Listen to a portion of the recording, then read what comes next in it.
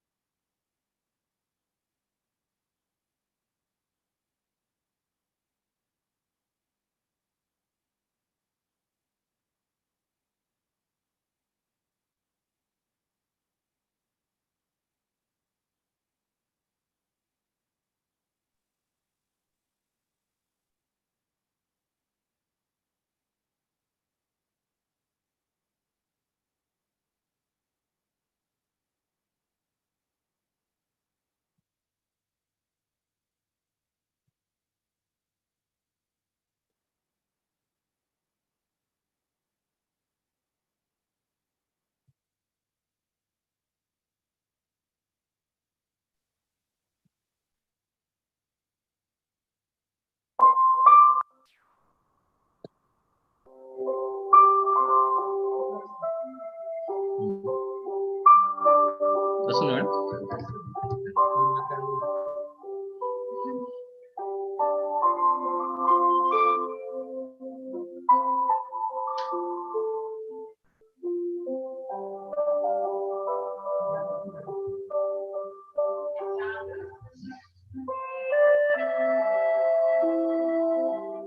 Madam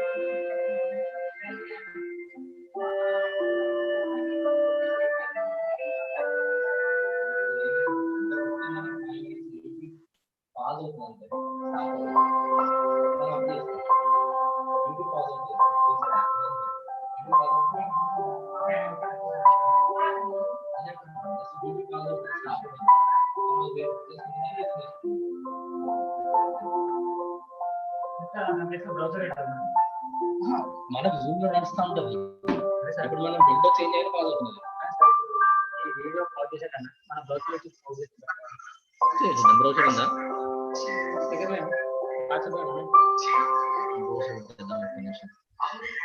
ఉంది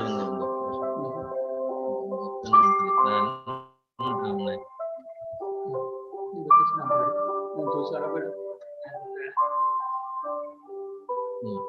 పక్కన మనం పక్కన జరగానే పాజ్ అవుతుంది.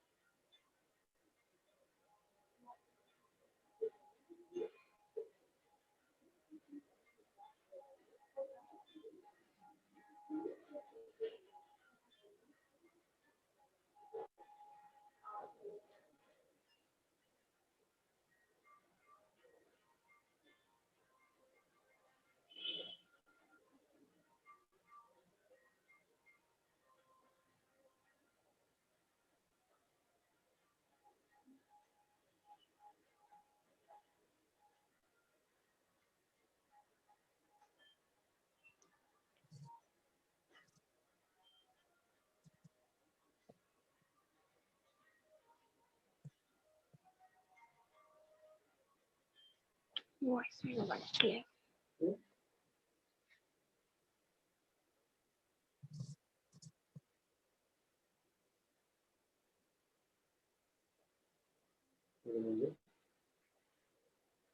Voice will not clear.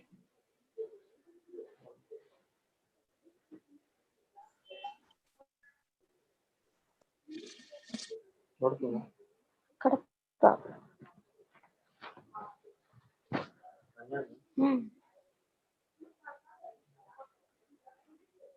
మాటే వస్తుంది.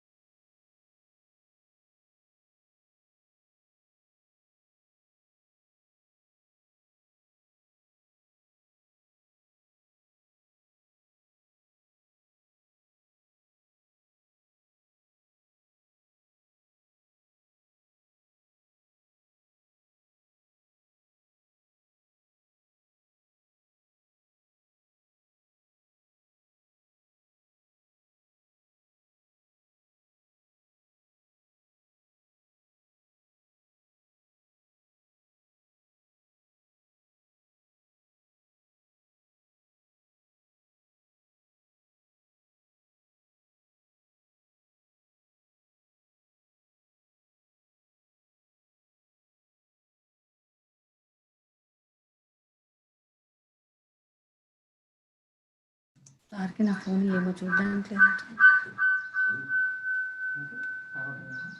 అది కాల్ వస్తే ఇలాగోటి అన్మ్యూట్ చేసి మన దాంట్లో ఒకరిని ఇట్లా పైకి అంటున్నారు.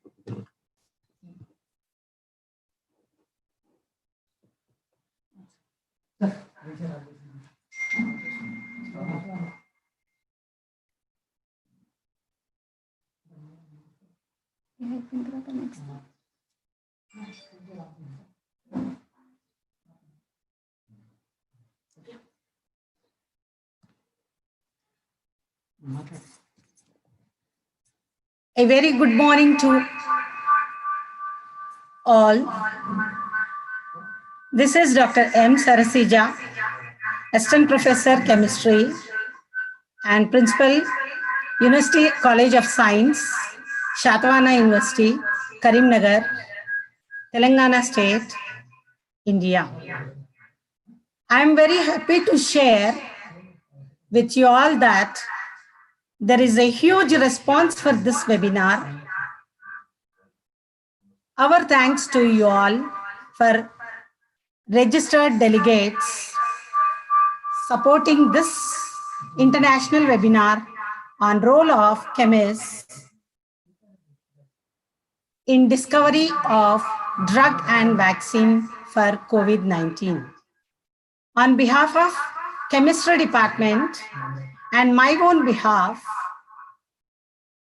I extend a warm welcome to respected chief guest of this webinar, Sri T. Chiranjeevalu Garu, IAS, Honorable Vice Chancellor, Satavahana University. Thank you very much, sir, for accepting our invitation in spite of your busy schedule.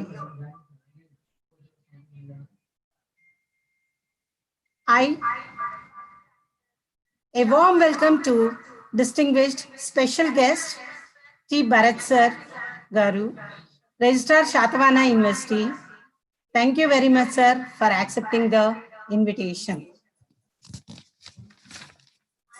I welcome esteemed chief guest of honor,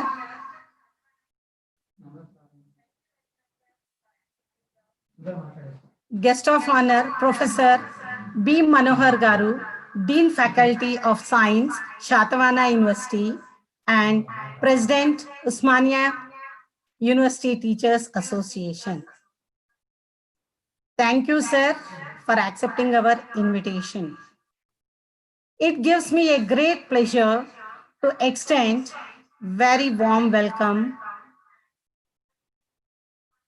to renowned scientists and distinguished resource person, Dr. Mahireddy Garu, Ravi Mahireddy Garu, President, Ideal Consultancy, LLC, Pennsylvania, USA, and Dr. Mahendra Agrawal, Head of the Research Expansion Technology, Cambridge, Massachusetts, USA.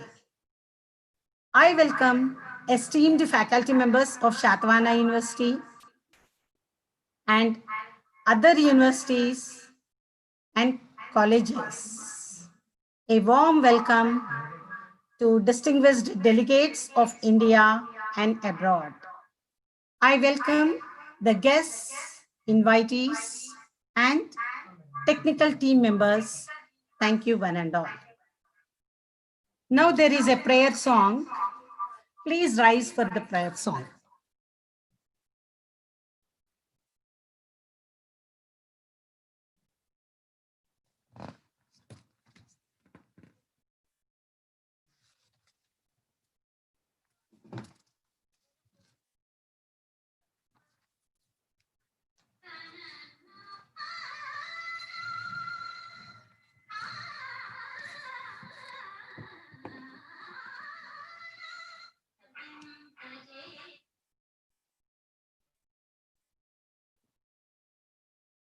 Sir.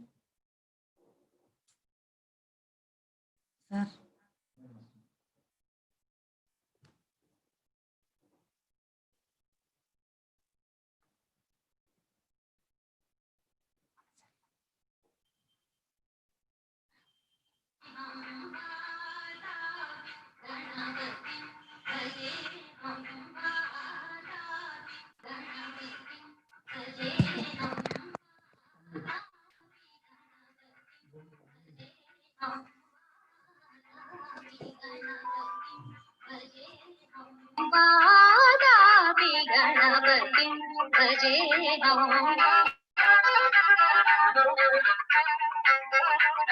वादापि गणपतिं भजेऽहं वादापि गणपतिं भजेऽहं वारणास्यम्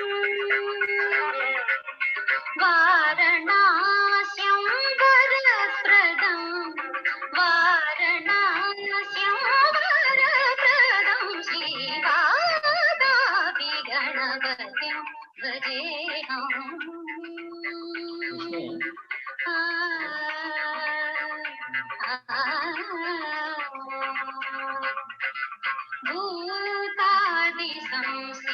भूतादिसंसेवितचरणं भूतादिसंसेवितचरणं भूतभौतिक प्रपञ्चभरणं भूतादिसंसेवितचरणं भूतभौतिक प्रपञ्चभरणं वीतरागिणं विरतयोगिनं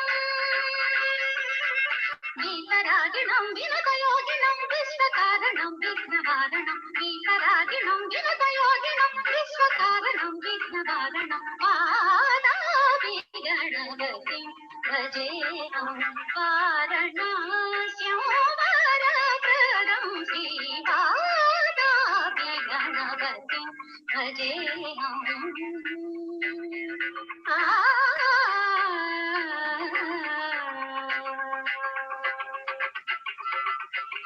पुरा कुम्भसम्भवमुनिवर प्रपूजितं त्रिकोणमध्यगतं पुरा कुम्भसम्भवमुनिवर प्रपूजितं त्रिकोणमध्यगतं मुरारी प्रमुखाद्युपासितं मूलाधार क्षेत्रास्थितं मुरारी प्रमुखाद्युपासितं मूलाधार क्षेत्रास्थितं परादिचत्वारि वागात्मकं परादिचत्वारि वागात्मकं प्रणवस्वरूपा वक्रतुण्डं प्रणवस्वरूपा प्रणवस्वरूपा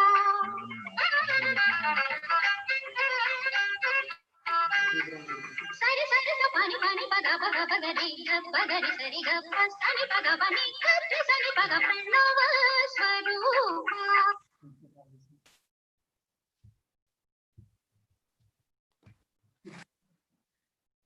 Thank you very much for all.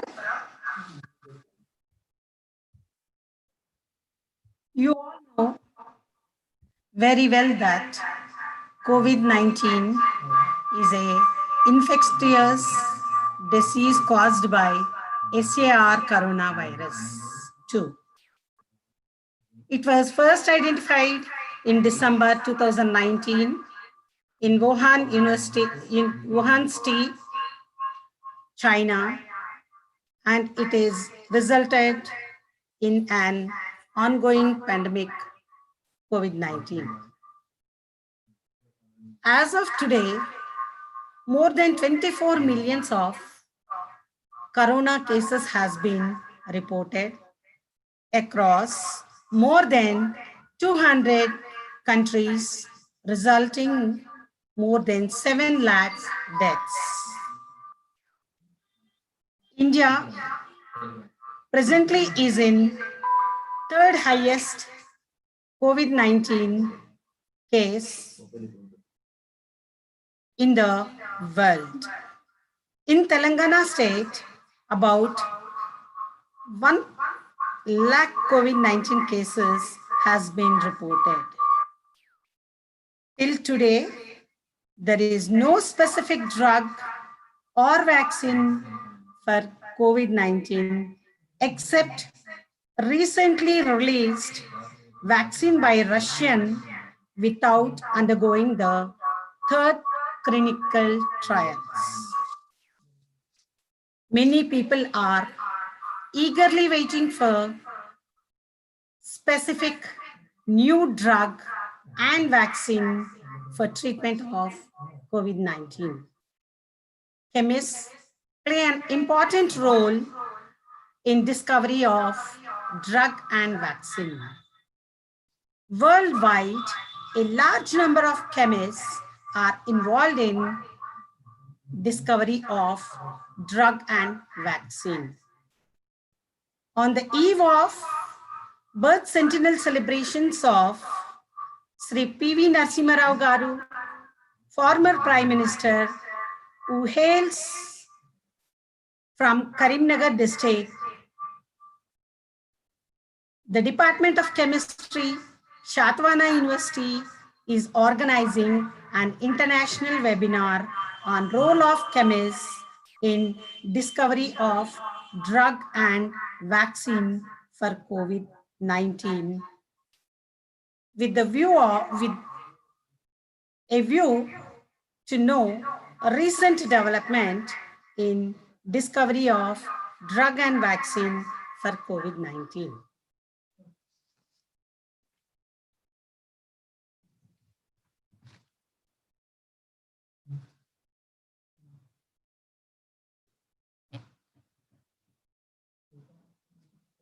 It's my pleasure to invite our guest of honor, Professor B. Manohar, Dean Faculty of Science, Satavahana University.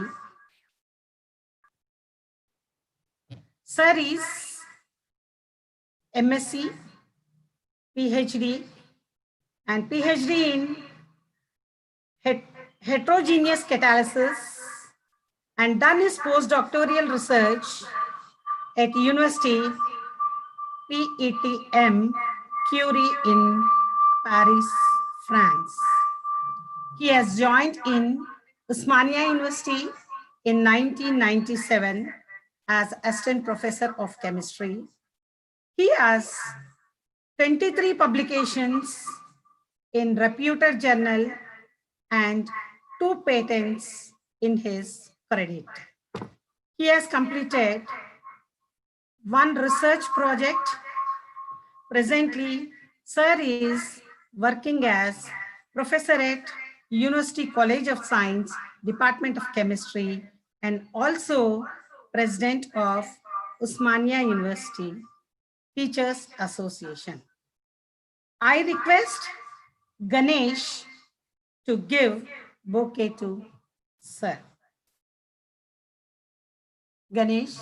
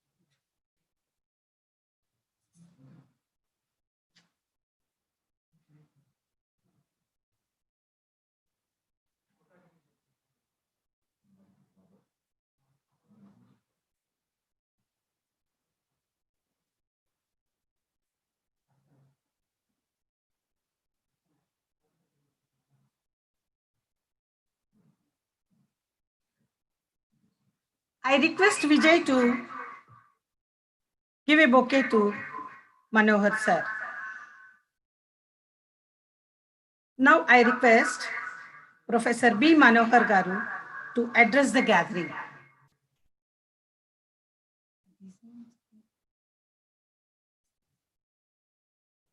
Manohar sir, please address the gathering.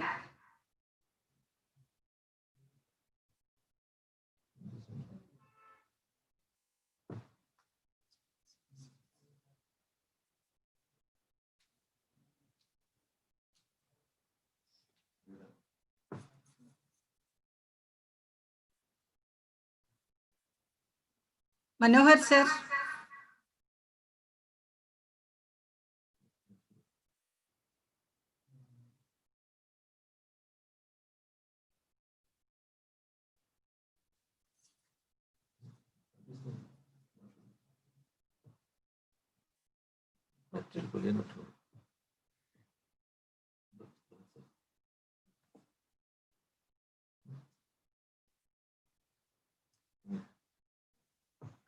Manohar sir ని చూడండి ఒకసారి.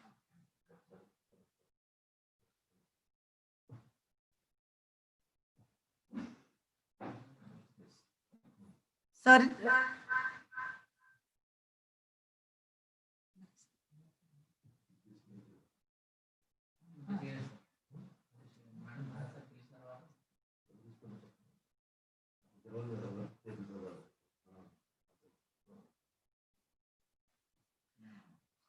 Sorry, Manohar sir is on not on screen. Now I would like to invite our special guest, Professor T. Bharat Garu, Registrar Satavahana University, Karimnagar. Sir is MBA LLM, PhD in Business Management. He has 26 years of teaching experience and 4 years of industrial experience. He is the Controller of Examination, Satavahana University, Dean Faculty of Business Management, and Dean College Development Council of Satavahana University. He has received prestigious Best Teacher Award in 2014 from Government of Telanagana State. His area of interest is marketing research and marketing. I request K. Ramu, Assistant Professor Contract, to give bouquet to our special guest.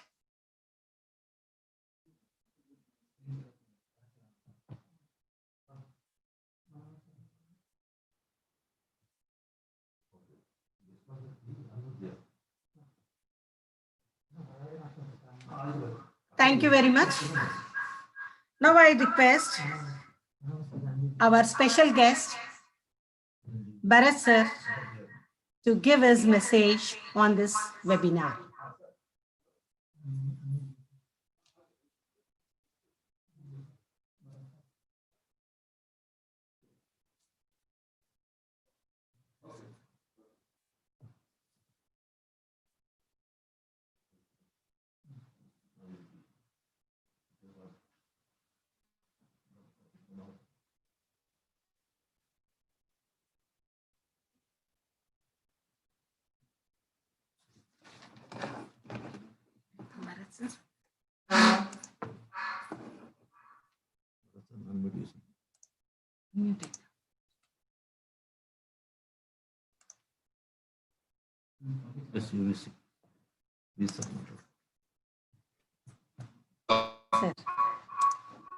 Hello, madam.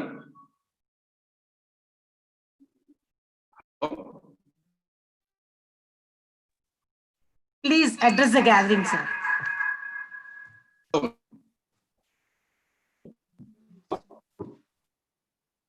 Hello. Yes, sir. It is audible, sir.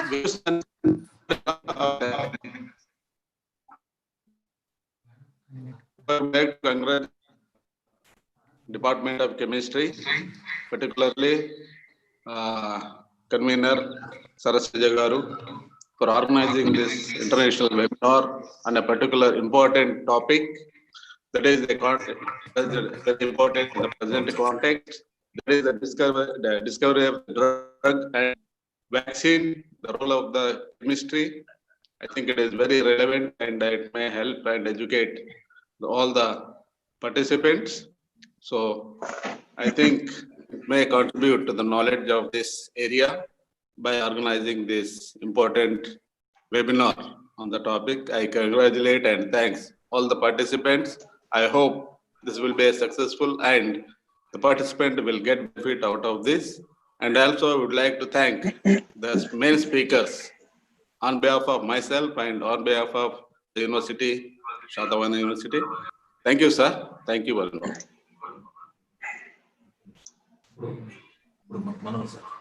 Thank you very much for your kind words. Now Thank I request Professor Manohar sir to give his message.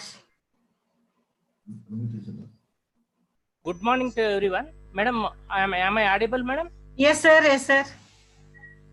Honorable Vice Chancellor of Satavahana University, Sri T. Chiranjeevulu Garu, Registrar Professor T. Bharat Garu, Convener Sri Sarasija Garu, Co-Conveners Dr. Namrata Garu, Dr. Jayanti Garu, the eminent speakers Mahendra Deval Garu, Ravi Mereddi Garu, participants, ladies and gentlemen.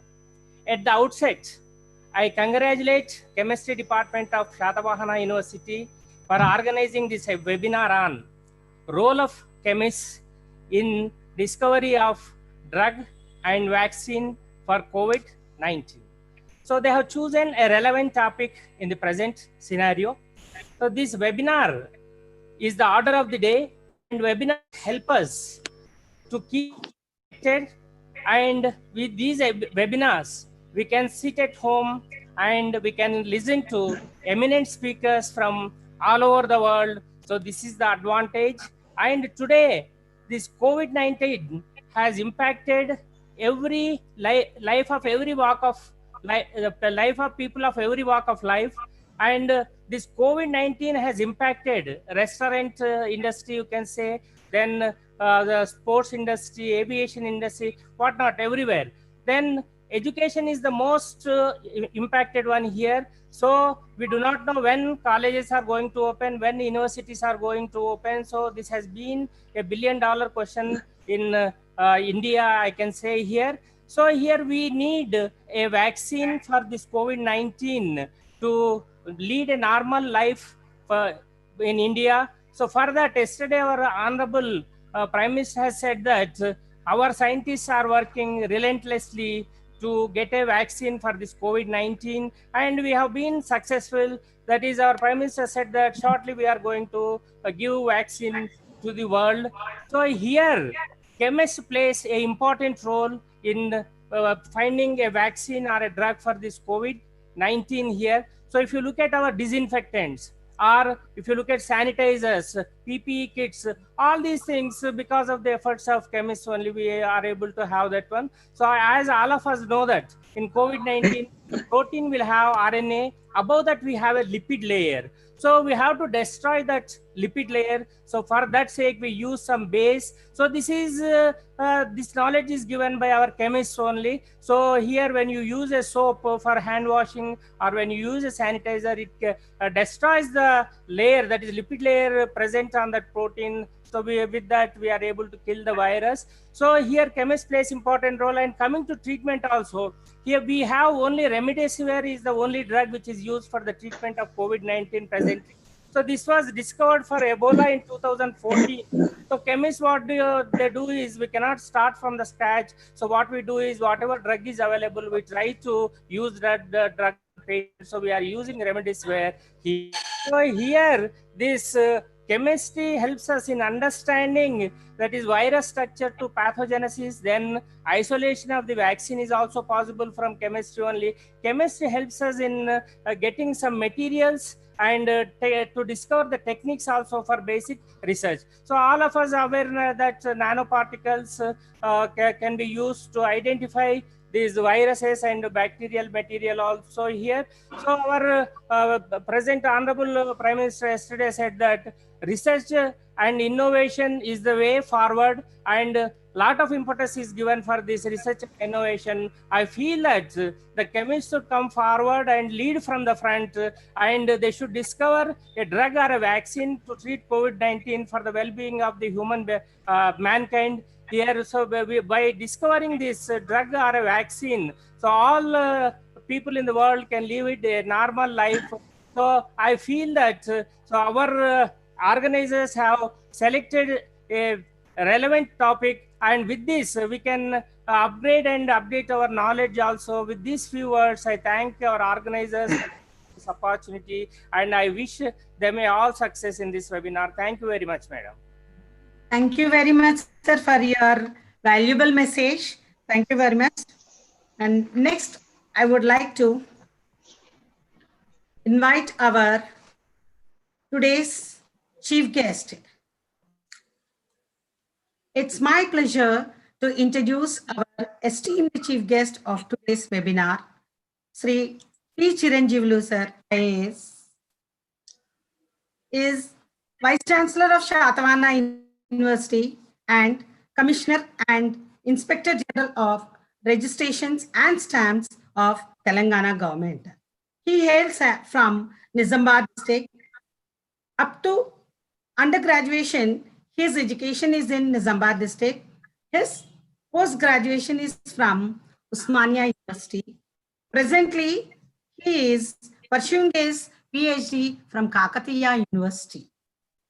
He was District Collector, Nalgonda in 2013 to 15, District Revenue Officer, Warangal. He was in charge VC for Kakatiya University and also for Satavahana University from 2017 till date. He got Best PD DRDA Award from President of India.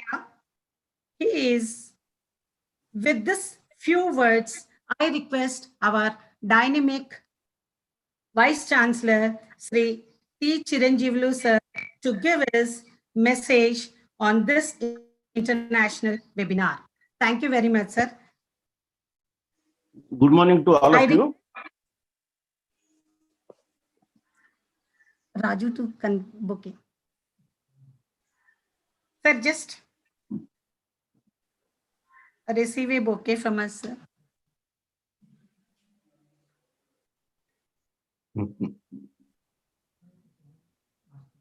Okay, let us not waste the time in presentation of bouquet. Am I audible?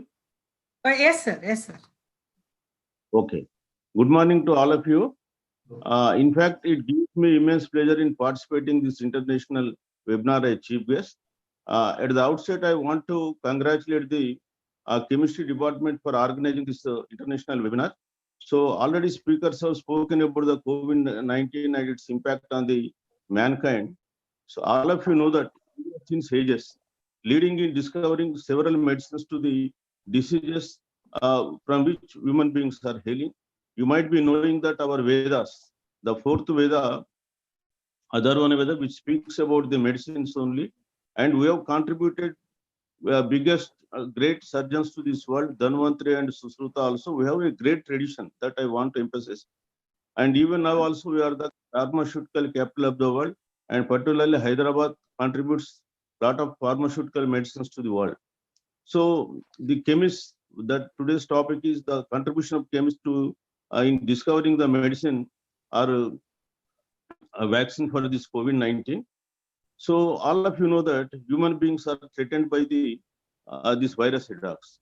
If you see the recent history, for the last 10 to 15 years, the mankind has been attacked by the several viruses. Either it may be SARS or MERS or COVID or whatever it might be. So today's biggest threat to humankind is not from the nuclear weapons. It is from the viruses. But unfortunately, international community is not investing enough in doing research and development drugs from protection from the virus. So it is the ultimate result now that what we are seeing now.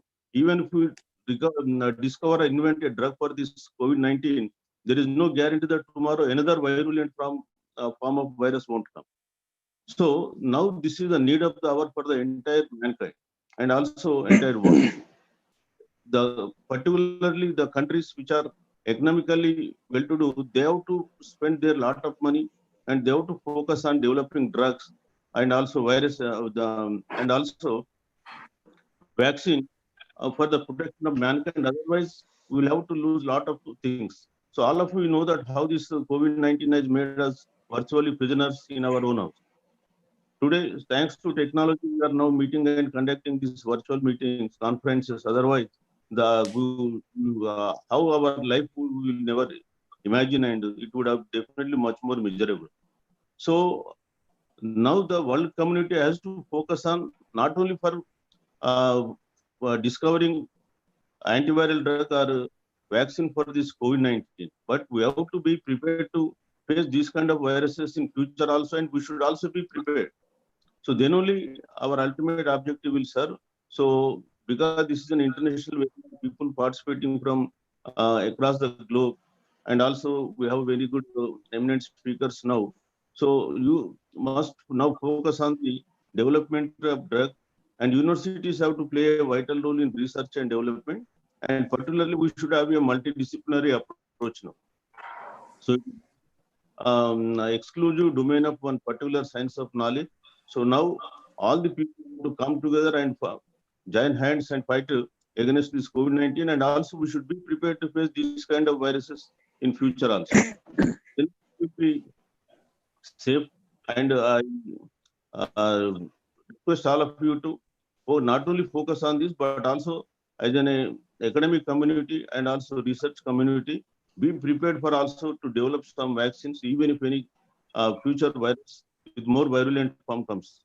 So with this, so already people have told that India is now developing vaccine also. Yesterday, Prime Minister also spoke about that, about 500 companies in the world today. Now they are doing research to develop vaccine for this COVID-19.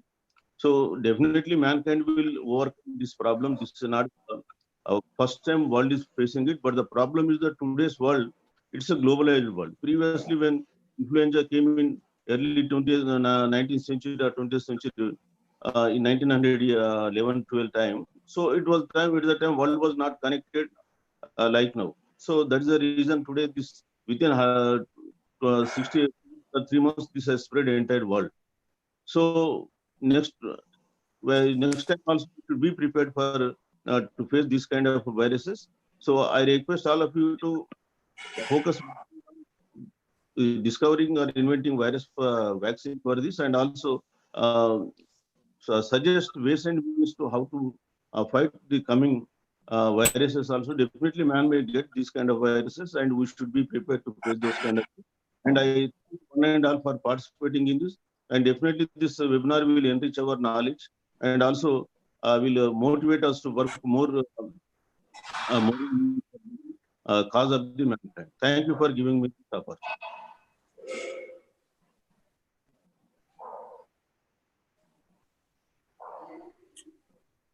So with these words, I am Thank you very giving. much, sir, for giving this valuable message on this webinar.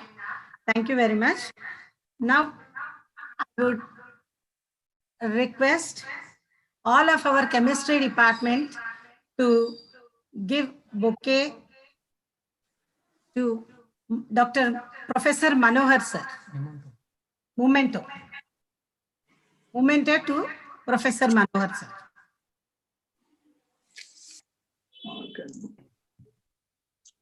Thank you, sir. Thank you very much.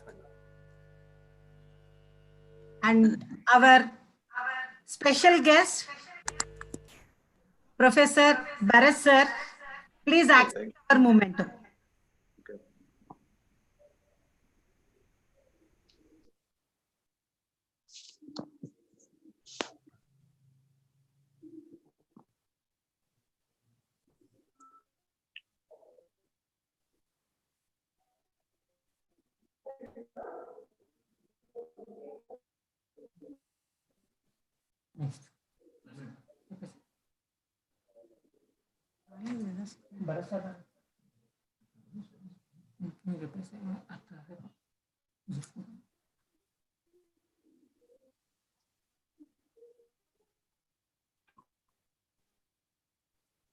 Thank you very much, sir.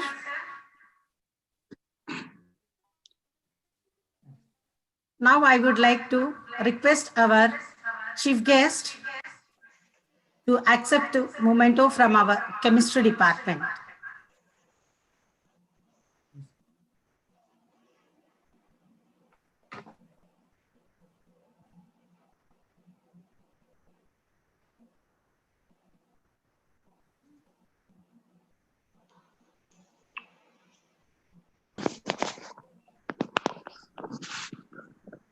Thank you very much.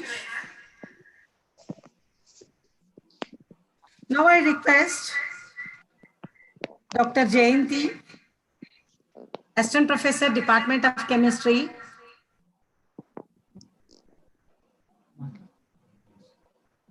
to introduce today's first resource person, Dr. Mahendra Agrawal, to the participants. Jayanti, Madam, am I audible? yeah. Good evening, everyone. I extend a warm welcome for this international webinar on role of chemists in discovery of drug and vaccine for COVID-19. It gives me immense pleasure to introduce today's speaker, Dr. Mahendra Deval sir, Head of Research, founding member of Expansion Technologies, Cambridge, United States of America. He has done his graduation and post-graduation from Usmania University, PhD from Organic Chemistry from the University of South Carolina. At present, Sir is head and principal scientist of Expansion Technologies, which explore the applications of expansion microscopy technology for early stage diagnosis of various cancers, renal diseases, and skin diseases in pathological setup.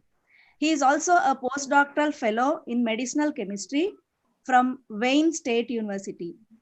Sir has also completed various research projects, and he has more than 20 international journals in publications in reputed journals. He has also 4 patents to his credit. He has presented posters in various international symposiums and also conducted various international symposiums. He is also a peer reviewer of international journals like Tetrahedron, Springer, Elsevier, Relay Science, etc. He has conducted many international workshops. So in this context, Sir is aptly chosen for this international webinar as a resource person. So welcome, Sir, and I extend our sincere thanks for accepting our invitation for this webinar. Thank you, Sir. Thank you very much, Jayanti ma'am, for introducing Dr. Mahendra Deval sir. Now I invite Mahendra Deval sir to deliver his lecture. Good morning, everyone. Thank you so much for a nice introduction, Dr. Jayanti Garu. It's a great pleasure. In fact, it's an honor for me to deliver this talk today in the memory of our beloved ex-Prime Minister, Sri P.V. Narasimha Rao Garu. Thank you so much, Dr. Sarasija Garu, for the invitation. I also would like to thank the faculty and students of Chemistry Department of Satavahana University for inviting me to deliver this talk. Respected Chief Guest, Sri Anjaneyulu Garu, Guest of Honor, Professor Bharat Garu, and special guest, Professor Manohar Garu, and all the attendees. Thank you so very much for gracing this event with your presence. I appreciate it. Thank you. Now I'm going to share my presentation, then I will start talking about it. Bear with me for 1 second.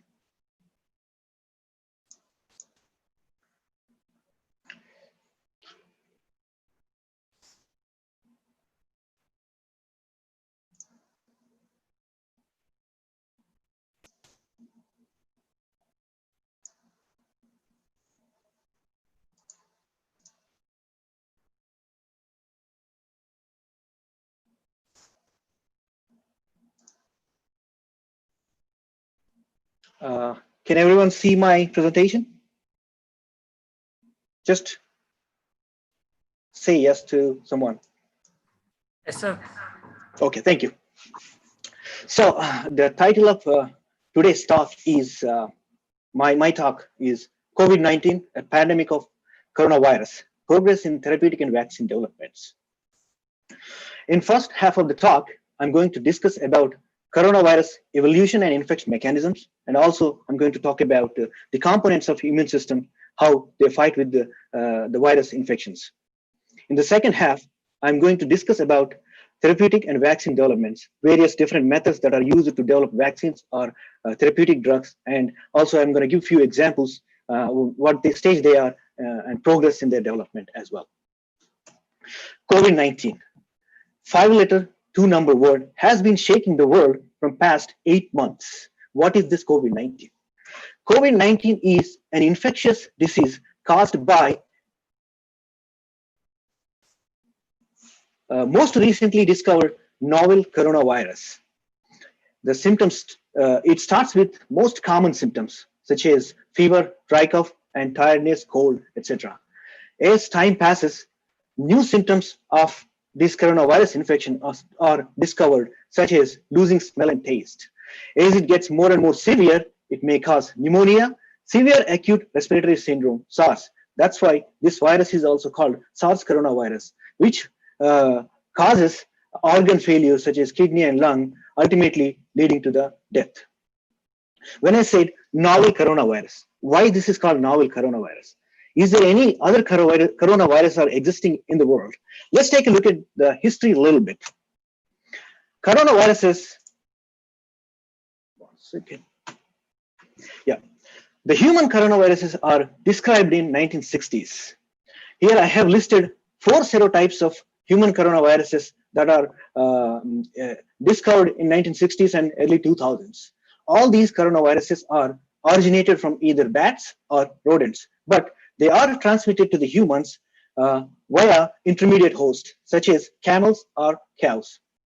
This first generation of these 4 serotypes of coronaviruses cause very mild symptoms in infected patients, and this is considered to be not highly pathogenic virus. It only targets the immunocompromised patients. However, in November 2002, new coronavirus broke out in Fujian, China, and the SARS coronavirus 1.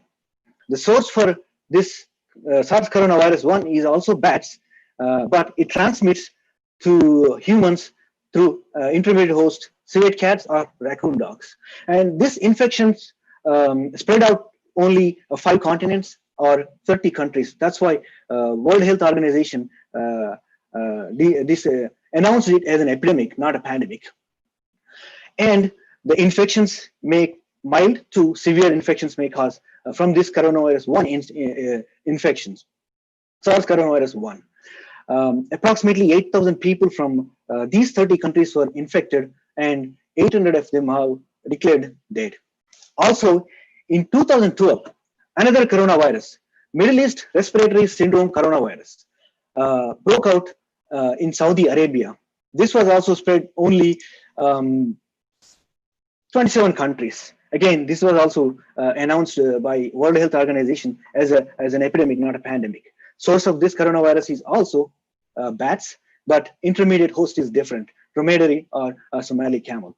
This coronavirus infection also may cause mild to severe symptoms, which may also lead to the death. The disease caused by this MERS coronavirus is called acute respiratory distress syndrome, ARDS. And approximately 2,000 people from these 27 countries were impacted, and 700 of them were declared dead. As most of you already know that SARS coronavirus 2 broke out in 2019 December from Wuhan, China. And it rapidly spread all over the world and announced by World Health Organization as a global pandemic by March 2020. The source for this SARS coronavirus 2 is also bats, but intermediate host is pangolins. This infections from this coronavirus also cause mild to severe symptoms, which may lead to the deaths. As of today, there were 21.3 million people from all over the world are infected by SARS coronavirus 2. Among those, 767,000 people are died, having United States first in the infections and India is in third. Okay, when I explained all these 7 different types of coronaviruses, the first 4 are not that infectious, very mild, but last 3 are much more pathogenic and as infectious as current coronavirus. Let's take a look at the similarities and differences of these coronavirus.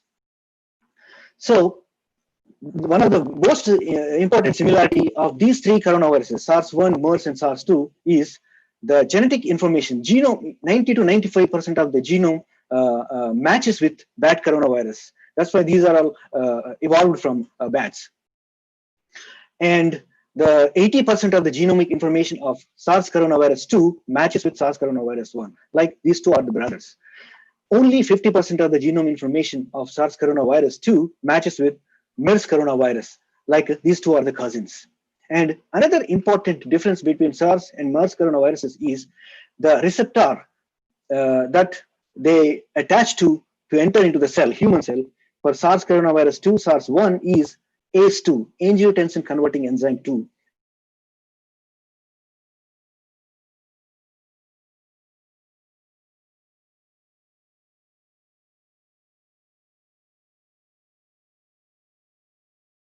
But for infectious, but SARS-2 is much more rapidly spreading compared to SARS-1 and MERS. Why? What could be the reasons? Let's take a look at some of the reasons here.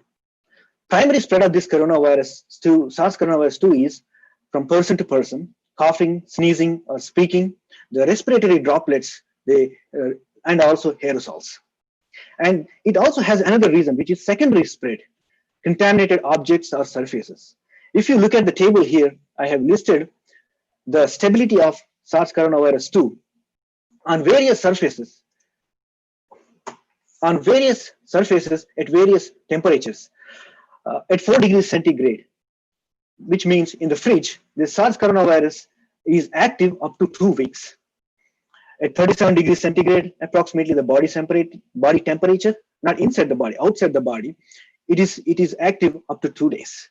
At 70 degrees centigrade, which means almost boiling water, it is cleared out within 5 minutes. And another interesting feature is, if you look at the regular paper and tissue paper, it is active up to 3 hours. But currency note and a cardboard, these 2 are also made of papers, but it can survive. It is stable until up to 4 days on currency note and up to 2 days on cardboard. And depending upon the other materials, cloth, wood, glass, plastic, it can be active up to a week also at 22 degrees centigrade, which is a room temperature. And another reason is long incubation period, approximately 2 weeks of incubation period, up to at least 1 week or 5 days. The symptoms may not be shown up, but the virus will be growing inside the body, infected person's body, which can be easily spread out. And recently found another important reason for the rapid spread is mutations. This one single particular mutations, aspartic acid D, at 614th position of spike protein, mutated into a glycine amino acid. Here, this is a cryo-electron microscopy structure of the spike protein of coronavirus, and it has 2 subunits, S1 and S2 subunits. The mutation happens into this particular region where these 2 subunits are joined. And this is a zoomed region of here. This is the amino acid, aspartic acid, which is present in the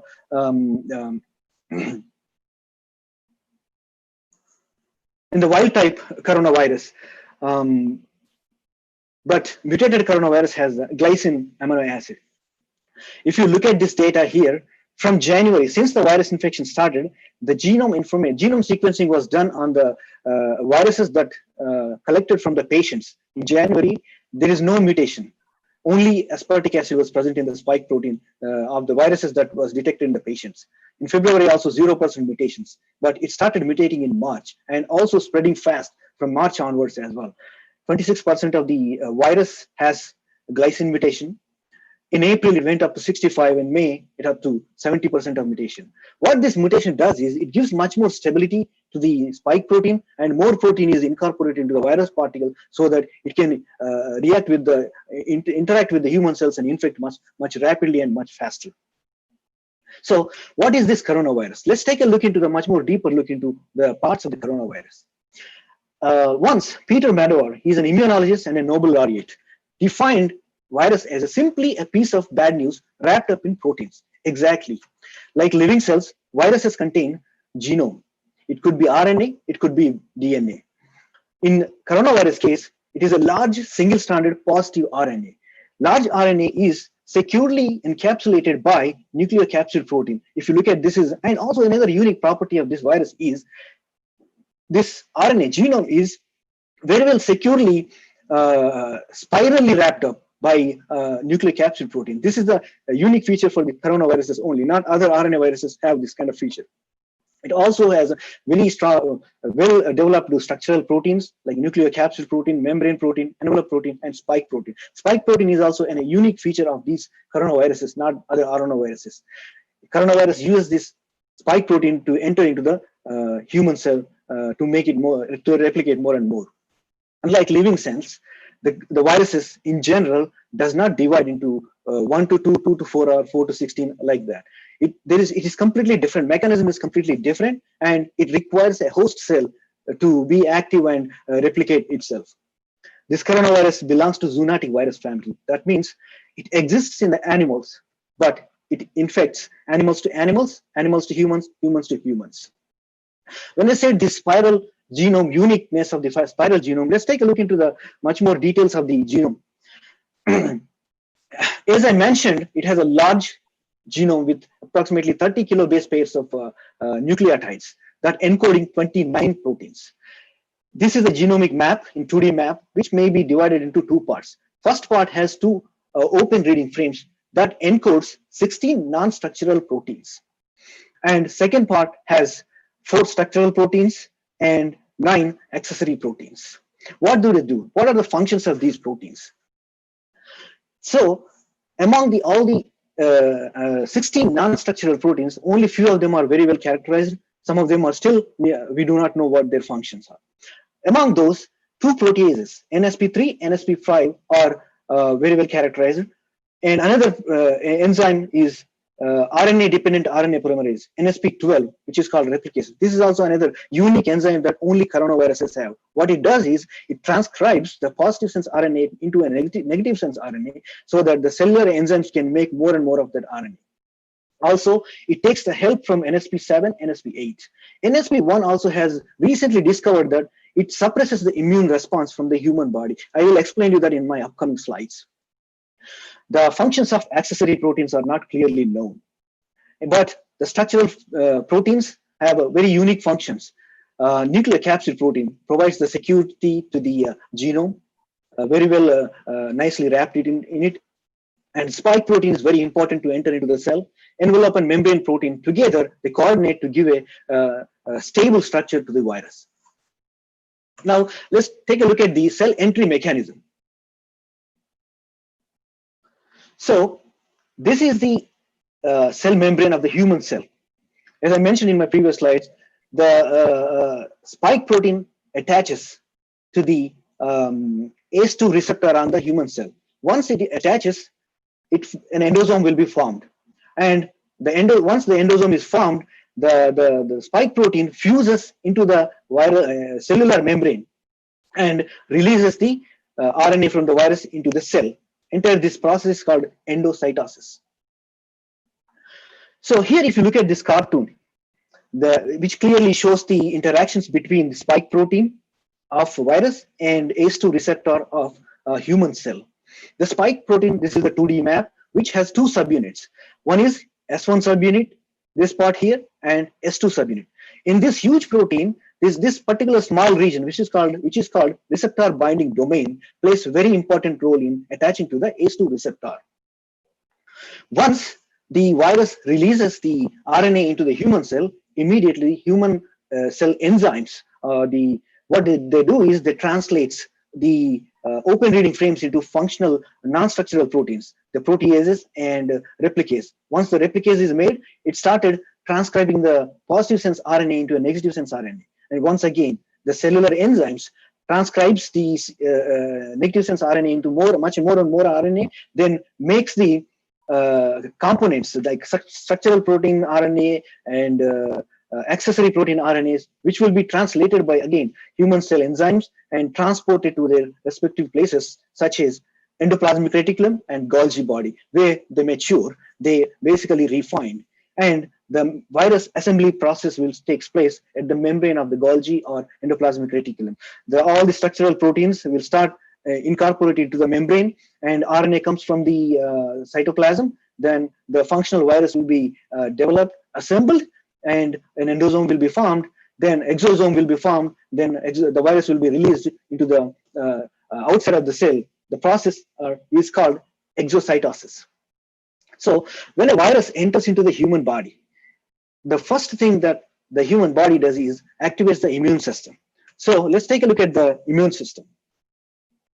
Just 1 second, I think my slides are not showing properly. This Zoom app is giving some trouble. Let me clear this out before I continue my talk.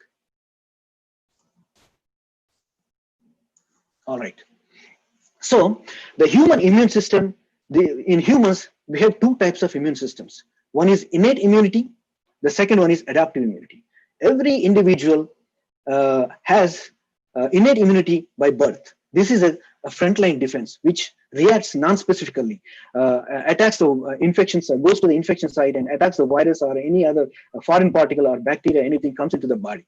This innate immunity will be activated within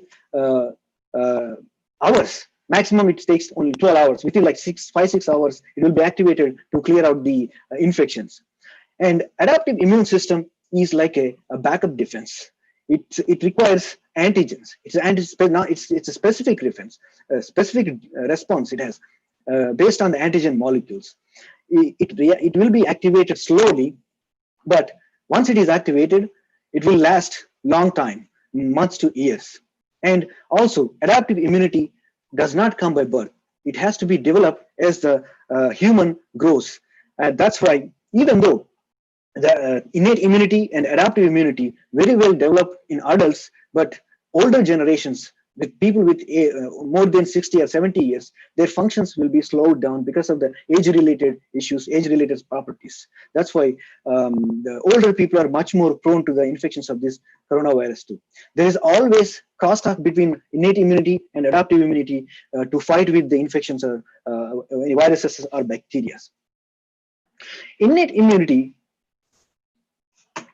So innate immunity composed of various different cells. The first thing what it does, it releases some chemicals which are called cytokines and chemokines. These molecules reaches to the infection site and generate the signals and activates the inflammation mechanisms. Once cytokines activates the inflammation mechanisms, macrophages reaches to the infection site and start eating the virus based on the receptors, cytokine and chemokine receptors that are attached on the virus and virus infected cells. So they start engulf the viruses. Then nature killer cells. These nature killer cells activates the suicidal mechanisms in the virus infected cells, so that the cell will be died itself, a process called apoptosis. While these two cells are doing their job, antigen presenting cells goes to the infection site and collects the antigen molecules such as spike protein or nucleocapsid protein from coronavirus, and then runs towards the adaptive immune system. Even though the innate immune system has various different cell types, I only mentioned here 3 major cell types. Once antigen presenting cells brings the antigen molecules and gives to the adaptive immune cells, adaptive immune system has 2 types of cells, B cells and T cells. B cells, once it has the antigen molecules from the antigen presenting cells, it generates various different types of antibodies, including neutralizing antibodies. So neutralizing antibodies, what they do is they basically arrest the virus. They bind to the spike protein. They cover the spike protein surface so that the spike protein will not attach to the receptor molecule to enter into the cell. Once it arrested by these antibodies, the macrophages will clear it out from the human body by eating or engulfing it. T cells generates 2 types of cells, T helper cells and T killer cells. T killer cells has the same function as the nature killer cells. This is an additional force to the innate immune system, nature killer cells. They lyse the cells, they clear out the infected cells. And T helper cells, they generate the memory cells. These memory cells play a very important role.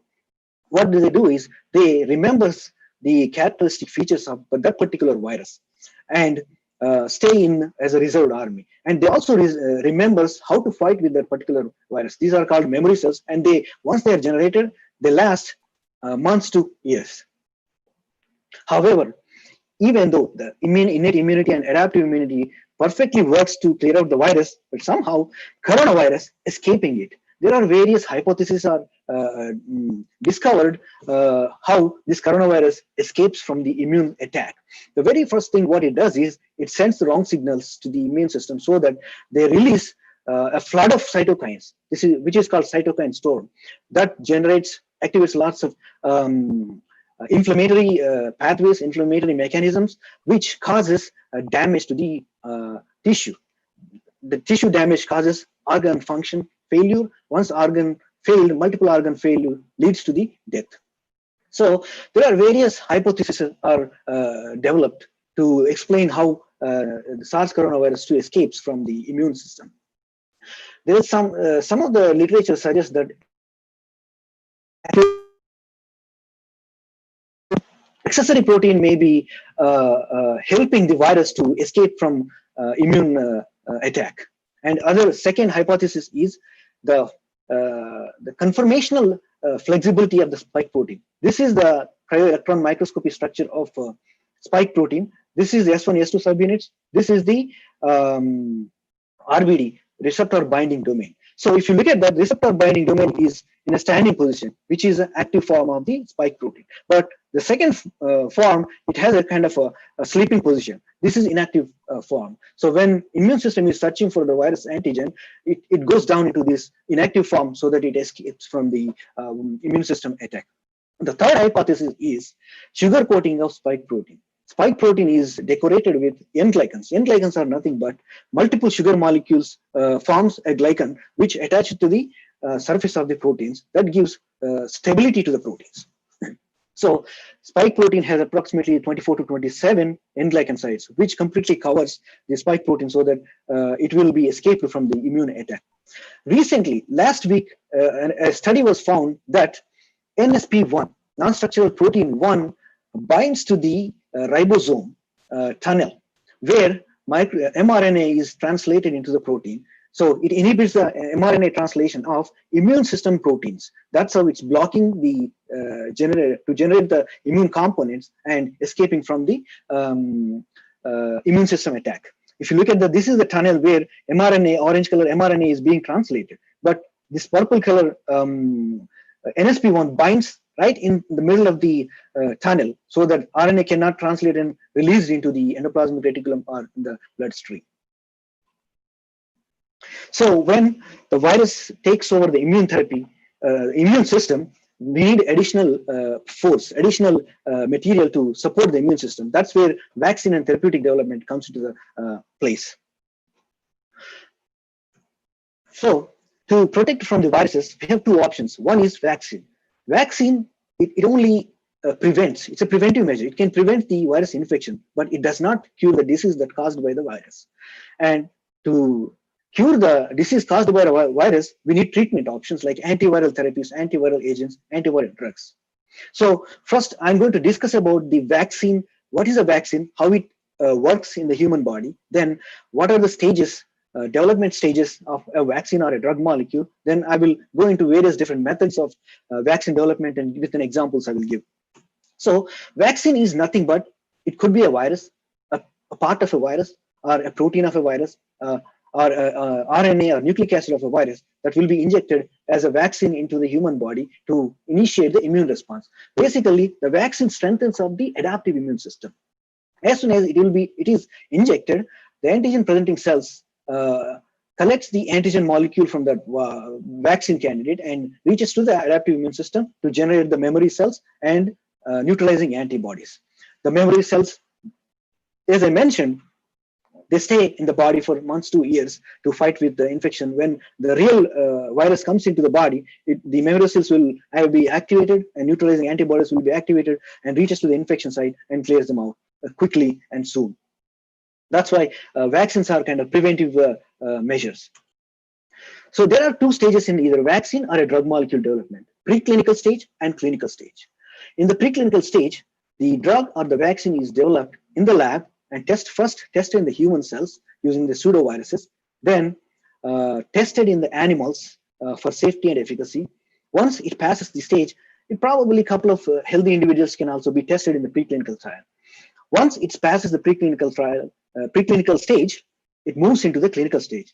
Clinical stage has 4 different phases: phase 1, phase 2, phase 3, and phase 4.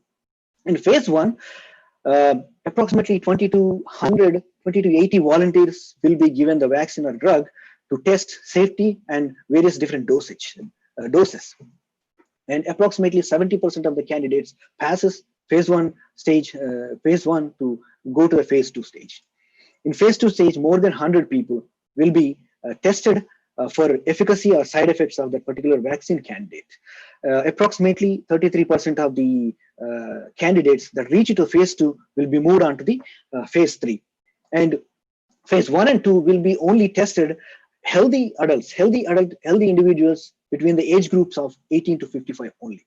When this candidate, a potential candidate, reaches to the phase 3, where thousands of people will be tested for the safety, efficacy, and if there is any adverse reactions. And in this stage, not only the healthy individuals between 18 to 55 age group, but also more than 55 age group people will be tested. Also, people with pre-existing conditions such as diabetes patients, dialysis patients, and heart patients, and so on, various different patients will be tested for safety, efficacy, and adverse reactions. Once this stage is passed, the regulatory committees will decide whether this can be released into the market, to the real world, as an investigational new drug or new medicine to follow up the long-term side effects. Well, only less than 10% of the candidates will pass this stage. So this entire process takes approximately 10 to 12, 13 years because preclinical stage itself takes about 5 years. However, current situation, because of this COVID-19 pandemic, the regulator authorities are developed some fast-track methods so that these phases can be in parallel, simultaneously conducted or parallelly run. So to develop a vaccine, one important thing is antigen molecules are very important from that particular virus. So in case of coronavirus, the structural proteins, spike, envelope, matrix, and nucleocapsid proteins play a very important role to as an antigen molecules to develop the vaccines. Mostly the spike protein or nucleocapsid proteins are being used at the moment. There are various different methods to develop the vaccines. Viruses can be used as a vaccine, nucleic acid-based vaccines, viral vector-based vaccines, or protein-based vaccines are approaches are there to develop the vaccines currently. As of today, according to World Health Organization, approximately 167 total potential candidates are under development from all over the world from various different countries, either independently or in collaboration. 29 of them are already in the human clinical trials. So now the first approach is using virus-based approach, developing the vaccines. In this approach, there are 2 different methods. Using live attenuated virus. Attenuated means weakened virus. The virus as it is will be taken, it will be passaged in the human cells or in the animals to multiple generations until it becomes weak and weak. So that will be utilized as a vaccine because it will activate, induce the immune response, but it will not cause the disease. There are multiple examples are already there in like smallpox vaccine, MMR vaccine, chickenpox, influenza vaccines are developed by using this live attenuated virus method. Indian Immunologicals, Serum Institute of India, Codagenics are also trying to develop vaccine for the COVID-19 using this particular method, which are probably in the preclinical to phase 1 stage. The second method is using inactivated virus. So virus will be inactivated by chemicals such as formaldehyde and also heat. Heat-induced inactivation of the virus is also methods are all there. And using the albumin also used to inactivate the virus. So the virus will be basically killed. Virus particles will be used as a bait, as a trick to get the immune response. Examples in this method, examples of the vaccines developed using this method are poliovirus, hepatitis A, and rabies. Chinese companies Sinovac and Dynavax are working on developing a vaccine using this inactivated virus method, and also Bharat Biotech from India. They are also developing an inactivated virus vaccine to fight with COVID-19. Both the companies are presently conducting phase 1-2 clinical trials. They successfully completed their preclinical stage and conducting the phase 1 and 2 clinical studies in parallel. The second approach is using viral vector-based vaccines. And there is also two methods available in this approach. Using replicating viral vectors. For example, the weakened virus will be taken, as I mentioned in my previous slide, attenuated virus. That virus will be taken and its genome will be engineered. The entire genome will be removed and incorporated the spike protein or COVID-19 virus genome parts into that attenuated virus and used as a potential vaccine. So this vaccine is a virus. It activates the immune response but does not cause any disease. It replicates like a real virus. The second method is using viral vectors, the non-replicating viral vectors. Adenovirus is the most commonly used virus in this method, which is a cold virus. It doesn't cause severe symptoms in the humans. And again, this viral vectors can be engineered to incorporate the genome of coronavirus parts, such as spike protein or nucleocapsid protein, to induce the immune response. And this non-replicating viral vectors cannot replicate. They cannot make more and more of this virus. They just, whatever you inject, that will create the immune response.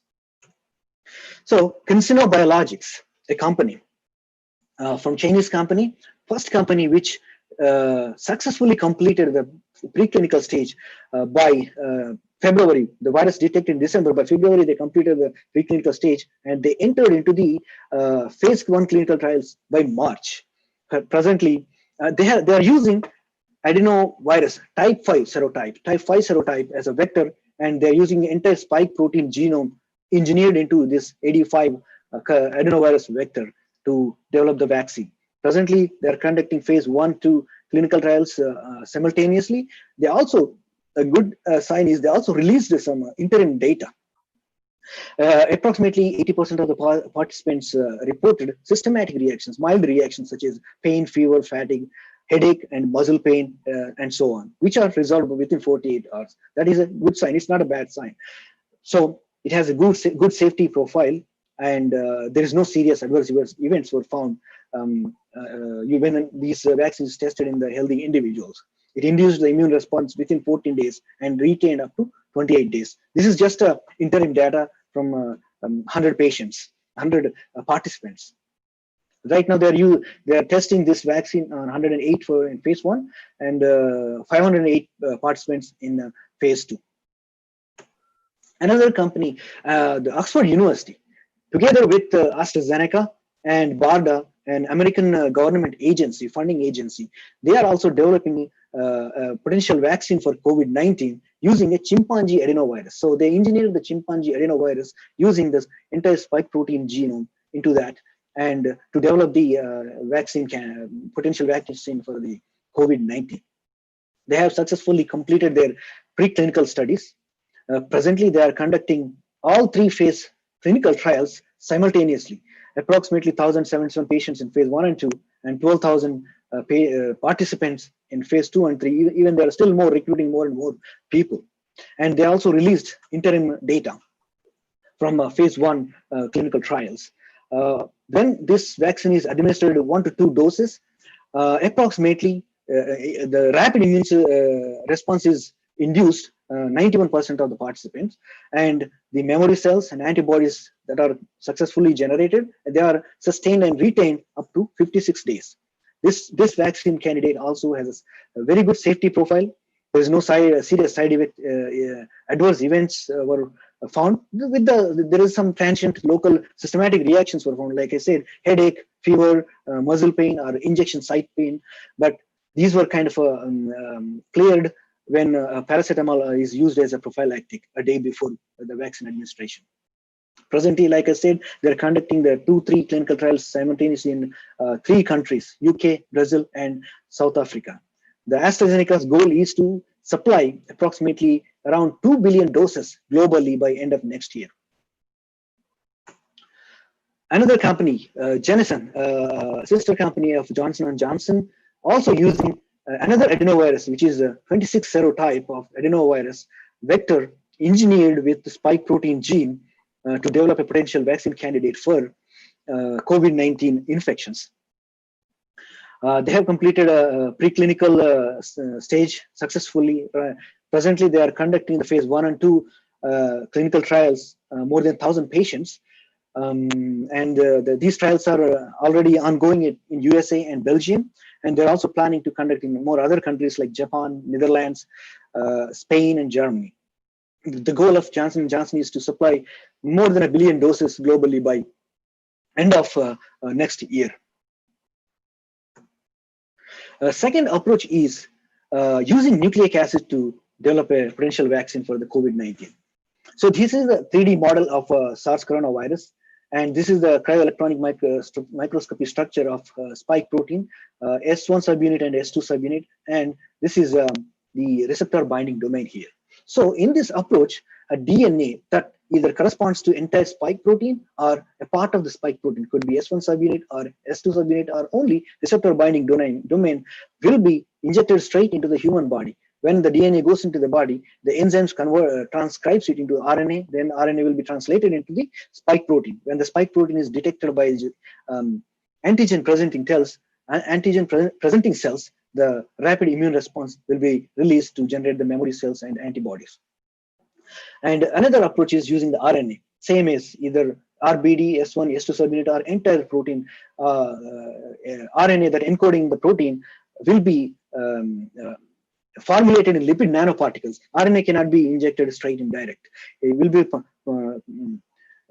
formulated in lipid nanoparticles, and when it is injected, the RNA will be released into the body and translated into spike protein. Immune response will be induced. Moderna Therapeutics and National Institute of Health from United States together developing a potential vaccine candidate for COVID-19, which is mRNA 1273. They have their own lipid nanoparticle, exclusive lipid nanoparticle method that they encapsulated the entire spike protein RNA that encoding the spike protein and administered through as an injection into the muscles. They have successfully completed the preclinical studies, and also they have released. They have started their phase 1, 2, 3 trials in April, June, and July simultaneously. 120 participants, 600 participants. Presently, they are conducting a large phase 3 trials in 30,000 patients. That's on 30,000 participants. They also released interim data. When this vaccine is administered, either 1 or 2 doses, induced a rapid response, provided a good safety profile, no serious adverse events, except transient local systematic reactions, which will be cured within 48 hours. And presently, they are conducting large clinical trials. And the goal for the Moderna is to deliver 500 million to 1 billion doses by end of the next year. Another company, BioNTech, together with Pfizer and Fosun Pharmaceuticals from China, are also developing a potential vaccine candidate for COVID-19 using mRNA. So they started with 4 different vaccine candidates. The first one is they used unmodified mRNA that encodes only receptor binding domain of the spike protein. And the second candidate, modified mRNA. The mRNA will be modified using this N-methyl pseudouridine. Usually mRNA contains this uridine base in there, but they modify using the N-methyl pseudouridine which regulates the translation and transcription much better than the original mRNA, the uridine.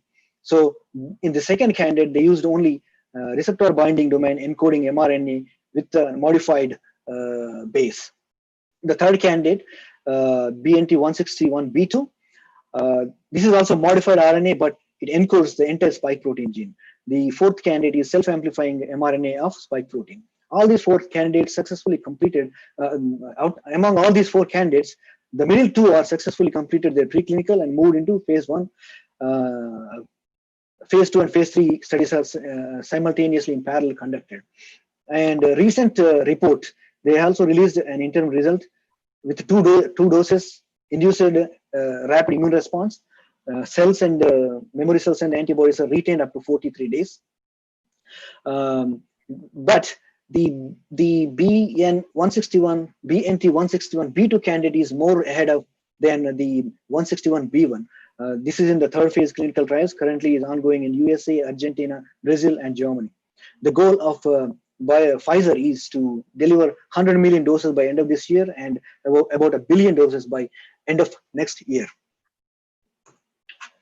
Innovia Pharmaceuticals, this is another company developing a vaccine named INO4800. They are using a DNA-based method. They also developed this device, Electra, to administer the vaccine through skin. This is an electroporation device. So they are using a plasmid DNA that encodes entire spike protein. Successfully completed the preclinical studies. Currently, they are conducting phase 1 and phase 2. They started in July, phase 1, August, phase 2. About 160 participants in USA and Korea. And this is the only company has a vaccine candidate in phase 2 clinical trials for MERS coronavirus, the other coronavirus. And Zydus from India also, this is the second company other than Bharat Biotech, developing a vaccine using the plasmid DNA for the COVID-19 infections. And presently they have successfully completed preclinical studies in June. Presently they are conducting, according to their press release, they are conducting phase 1-2 clinical trials in parallel on 1,000 participants. Not a lot of information is revealed from the company. What kind of a plasmid they are using, how much plasmid, either the spike protein, entire spike protein, or only RBD, or only subunit, not available. But let's hope for the best. Hopefully they may get success. Other approach is using protein-based or protein subunit-based vaccines. So using, in case of coronavirus, using only entire spike protein directly formulated in the lipid nanoparticles or any other formulations and injected into the body to induce the immune response. Maybe only RBD domain can be also be formulated, or S1 subunit like this will be formulated and to induce the administered to induce the immune response. A company called Novavax developing a vaccine candidate using this method, protein subunit method. NVX is the vaccine candidate for this protein-based methods, COV-B2373.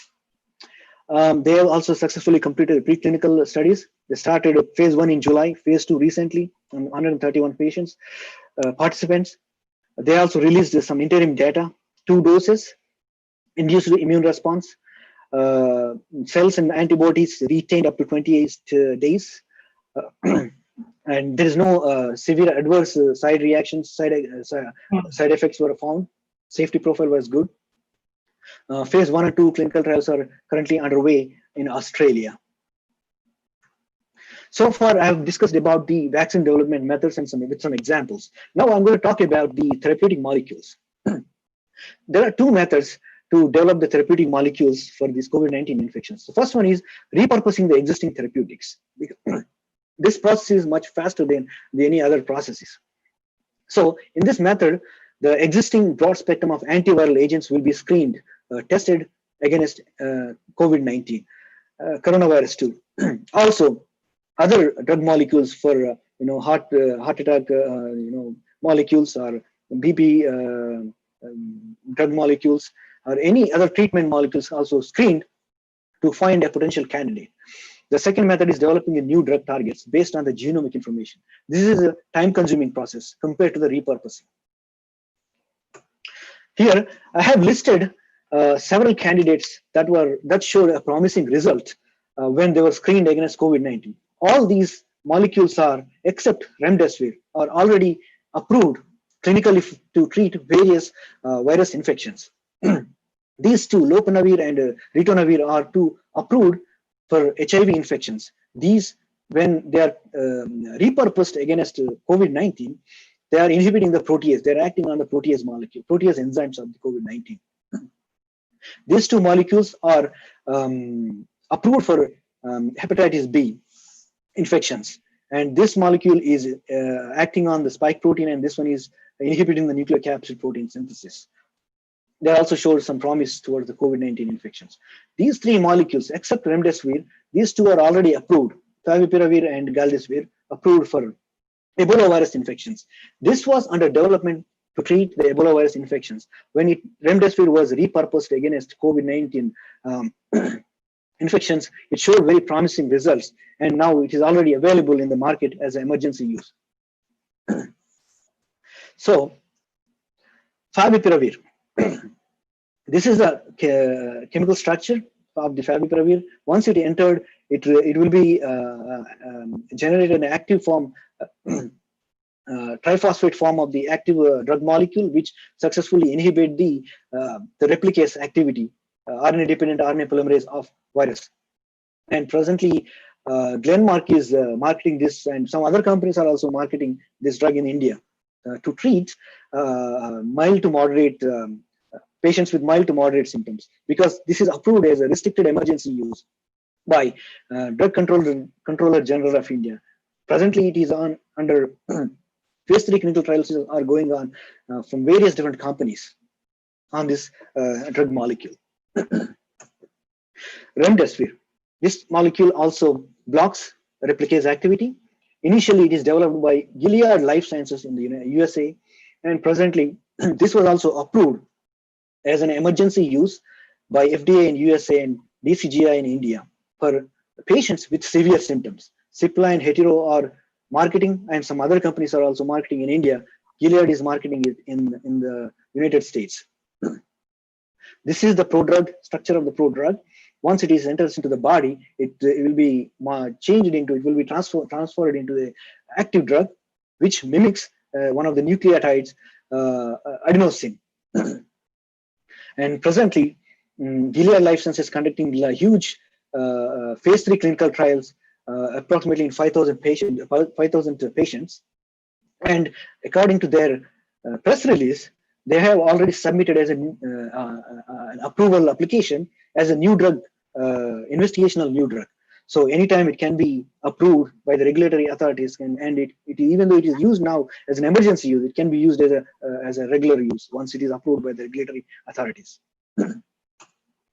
This is another molecule.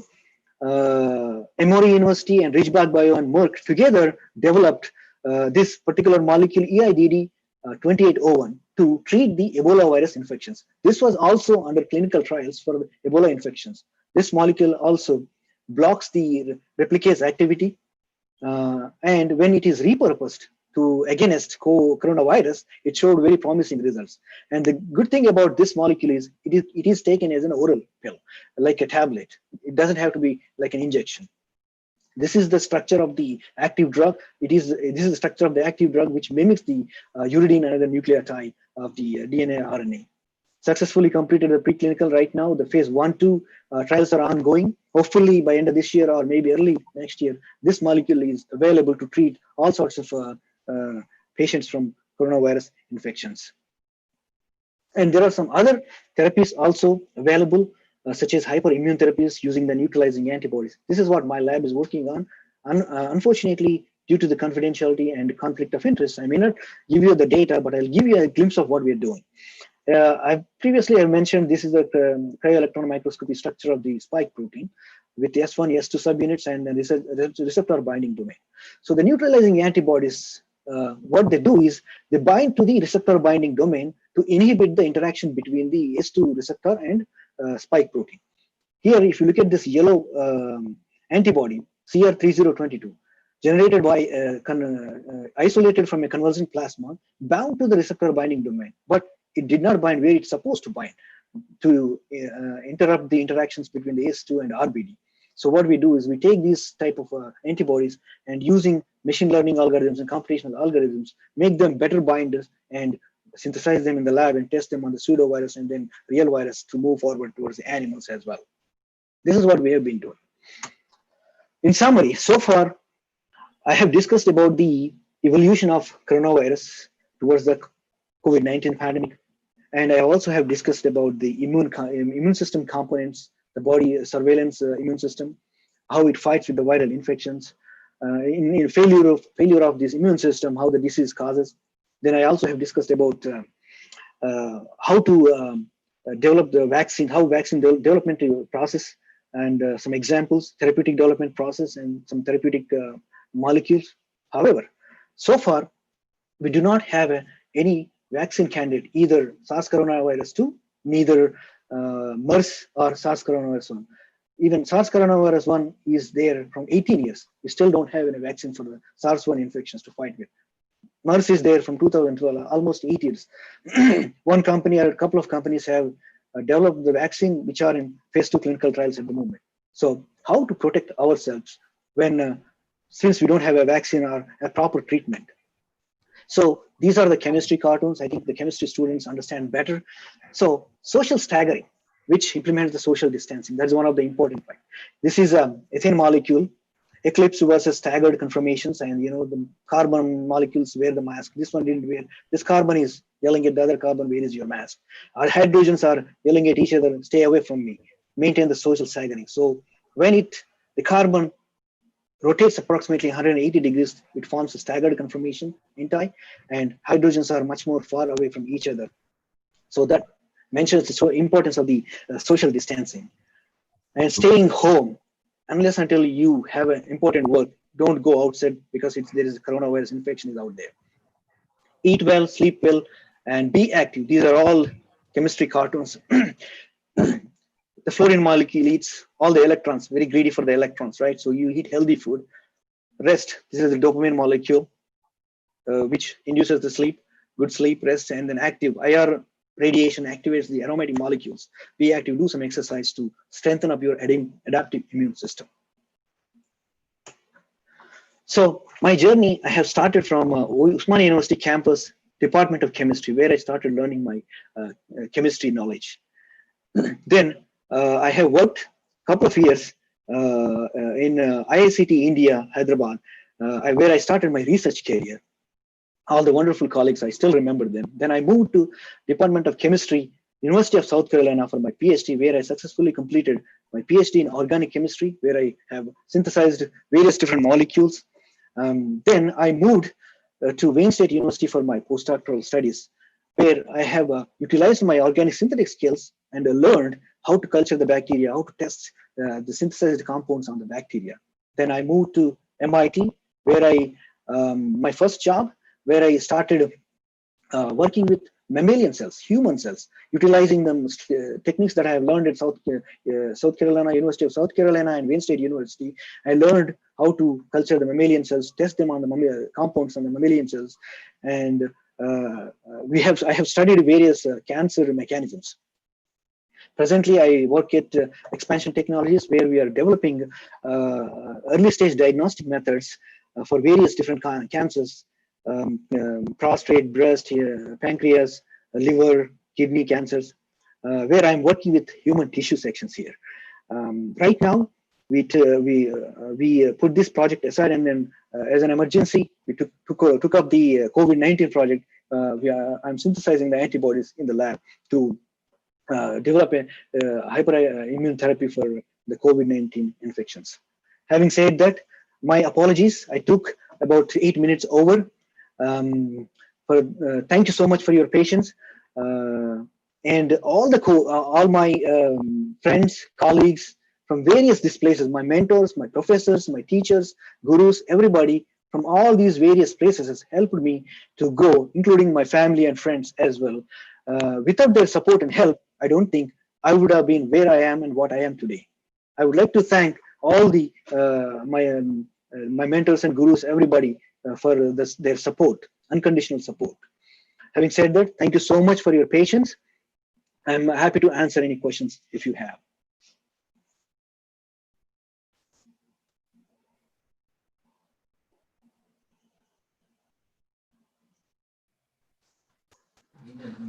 I request Jayanti Madam to give formal vote of thanks.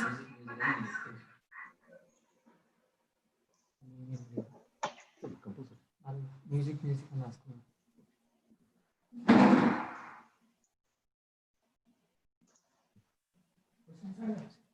Jayanti ma'am.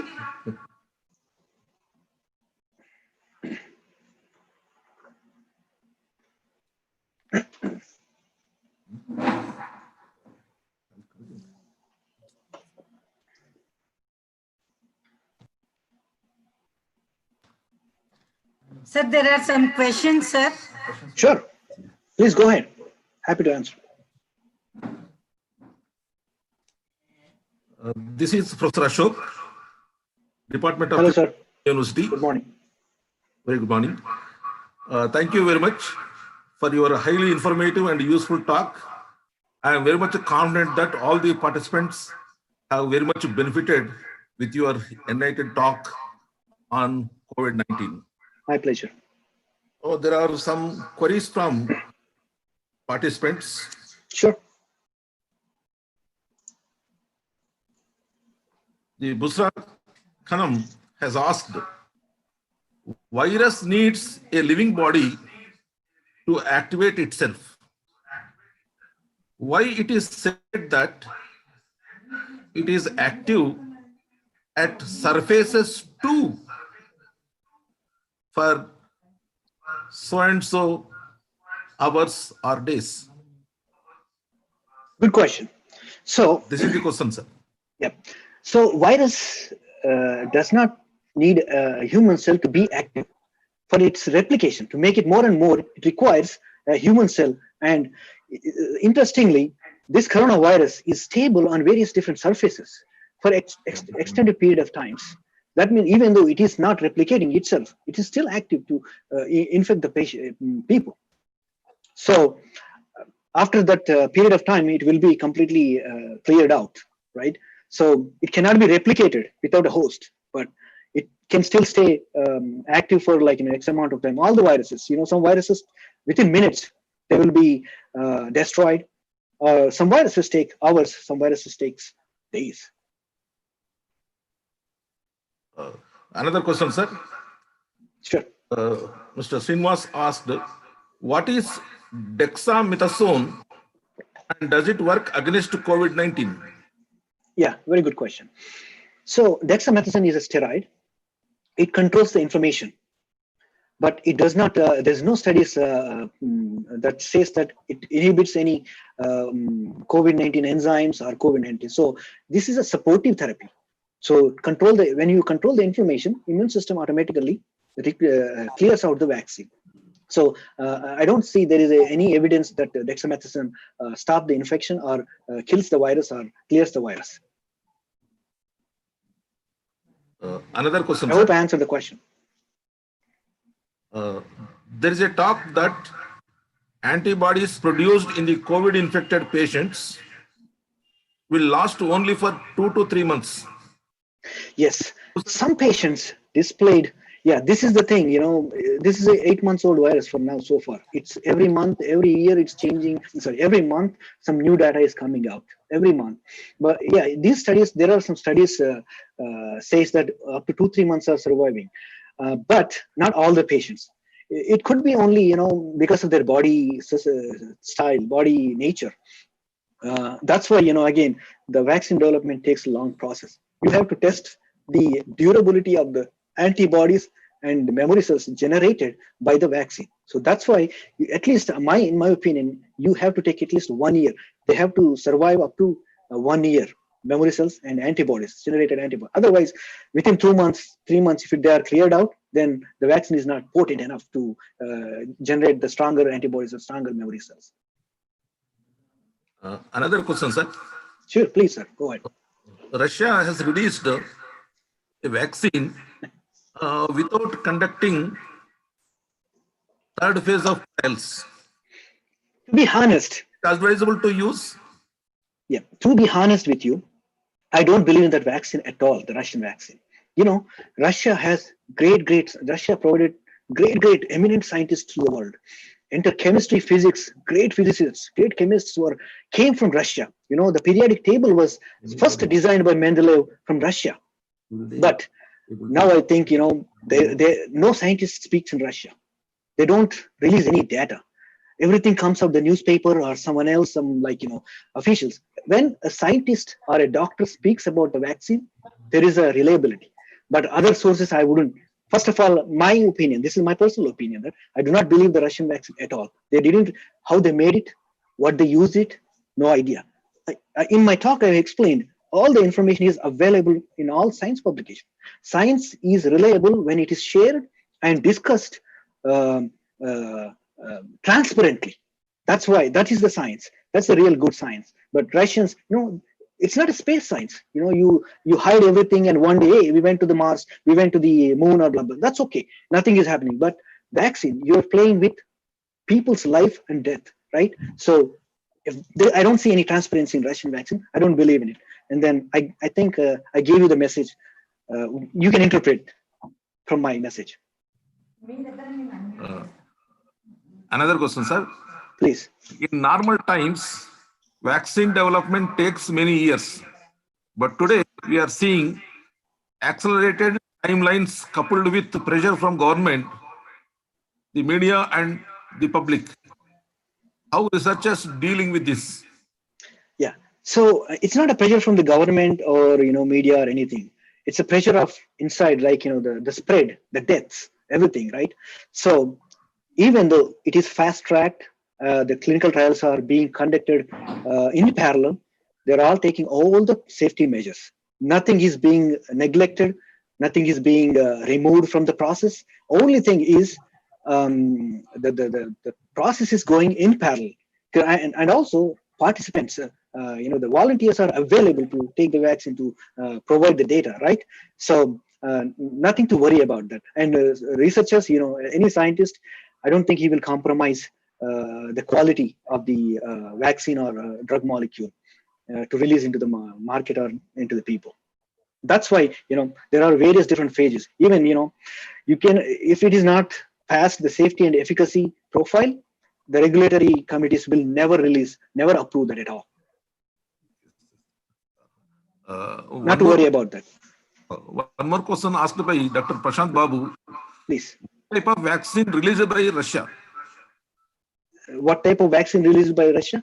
Is that the question? There are different types of vaccines, That's what I said. They don't tell anybody.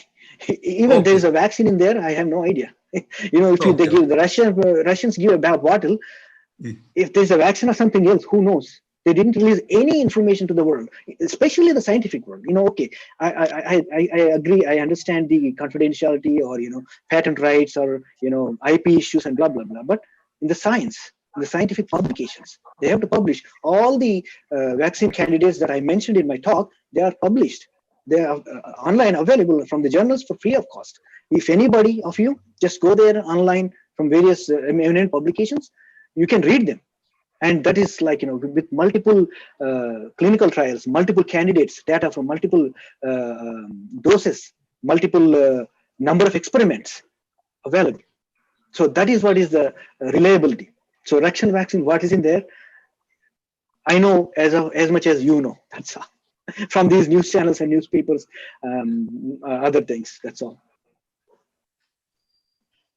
Those who are in Zoom platform, they can unmute and ask questions. I think administrator has to unmute everybody, because people cannot unmute themselves. Yes. It's controlled, I guess. Yes.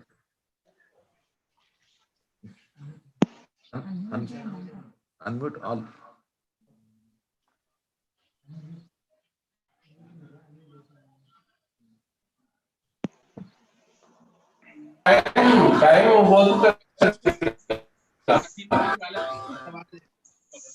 You're breaking up.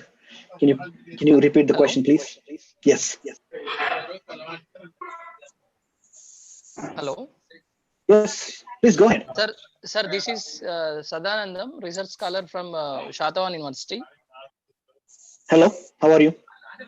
Sir, good, sir. Sir, how much time to take to produce a oral vaccine, sir? So oral vaccine, right? Yeah. Yeah. Like polio drops. I know. Polio drops. Years and years and years. First, we need to develop a potential vaccine that can be administered either intravenously or dermally. Then once you have a candidate, then we start modifying it to make it more orally available. Vaccine, when it was developed, it was intravenously administered. And after like many years, 20, 30 years later, orally available polio vaccine came into the so many years. To answer your question, many years. First, we need a vaccine. Thank you, sir. Thank you very much, sir. Due to lack of time, there are many questions, but due to lack of time, we are unable to discuss with you. Anybody has any questions, they can reach out to me in Twitter, Facebook, and I'll be happy to answer. Okay, thank you very much, sir. Jayanti ma'am, please give a formal vote of thanks.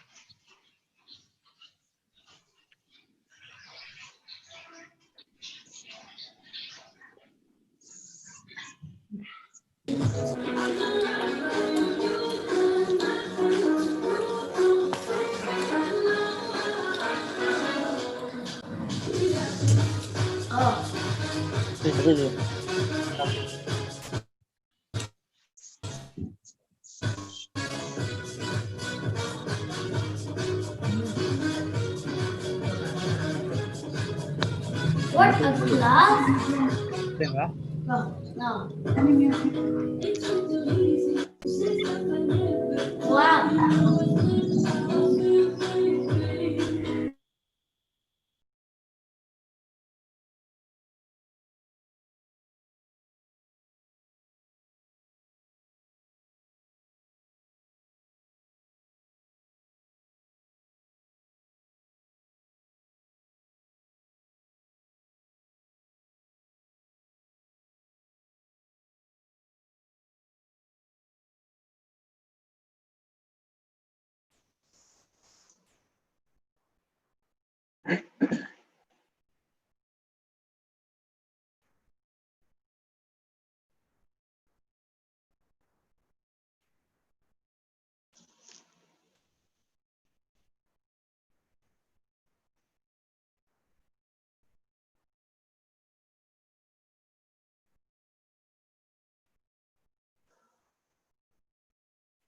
Sir, you're muted.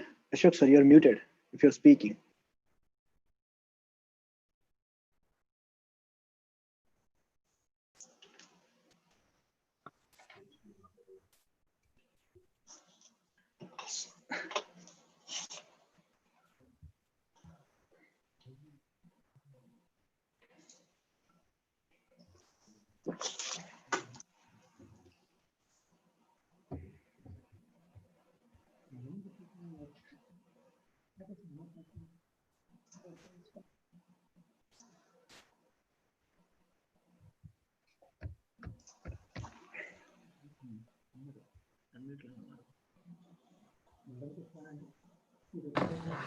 Thank you very much, sir.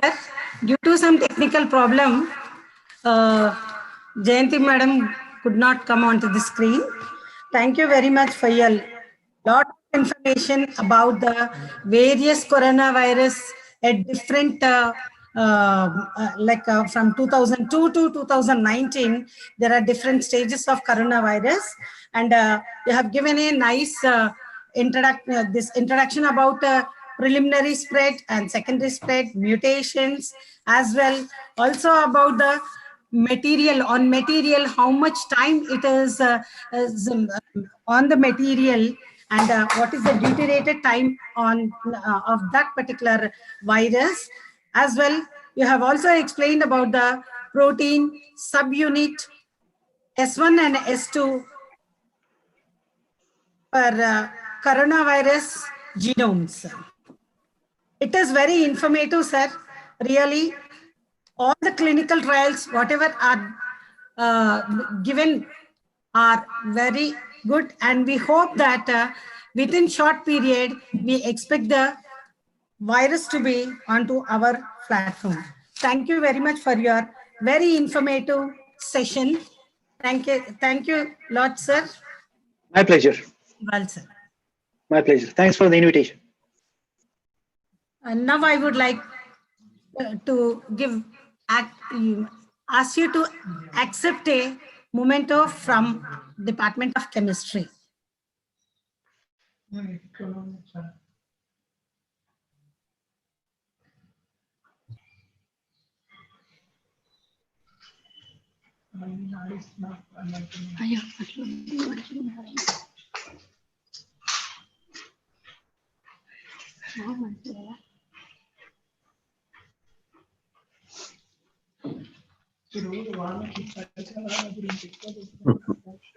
Thank you. Thank you very much.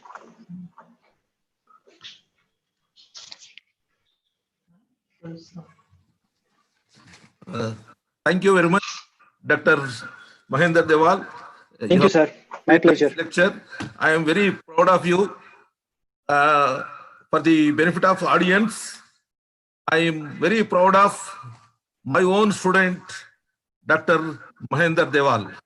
Thank you Yes, so much. All the very My best. pleasure. My pleasure. Thank you, sir. Thanks for the invitation.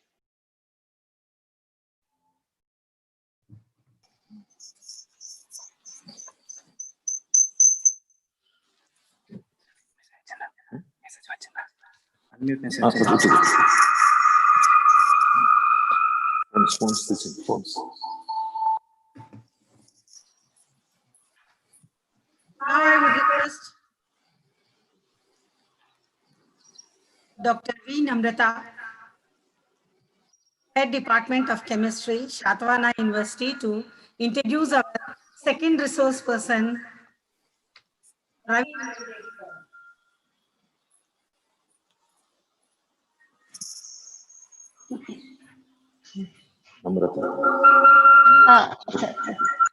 Can you hear me? Yes, ma'am. Okay, can you hear me? Okay. Okay.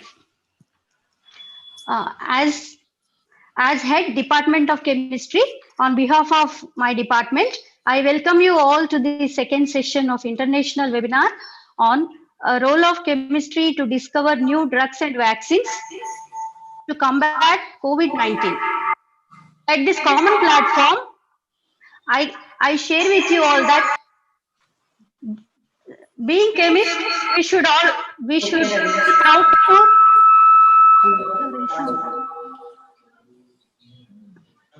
resounding, madam. Okay. Shall I start? Yes, yes. Okay.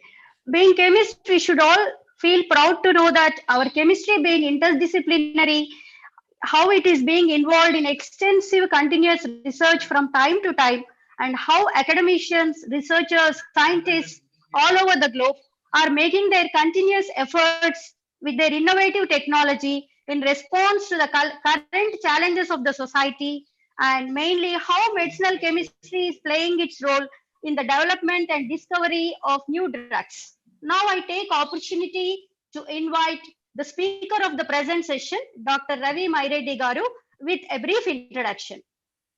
Dr. Ravi Maireddy Garu is one of the pioneer versatile researcher who has got more than 10 years of experience as SAS analyst, which is an assisted software service mainly used for statistical analysis and data visualization.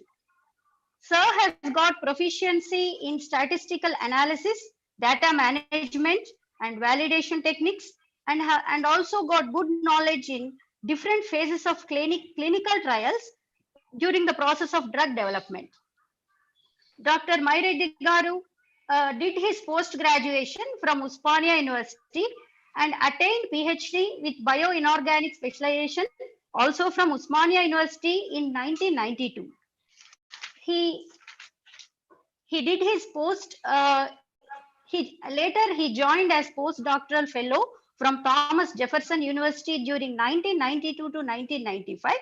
He was also a postdoctoral fellow from University of Pennsylvania during 1995 to 1997. He has got extensive expertise in data analysis and report writing in pharmaceutical industry. During 2001 to 2004, Sir acted as a clinical data analyst and supported various clinical projects for NDA submission and held responsibility for clinical data processing activities.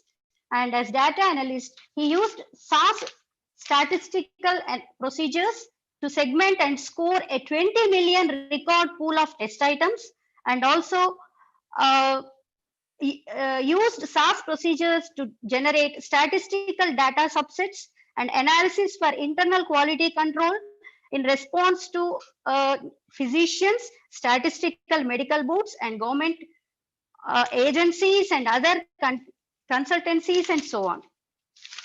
During 2003 to 2004, he acted as SAS lead programmer, and as SAS programmer, he involved in multiple projects obtained from different pharmaceuticals involved in various clinical trials. During 2004 to 2005, he acted as a clinical SAS programmer, Yardley, USA.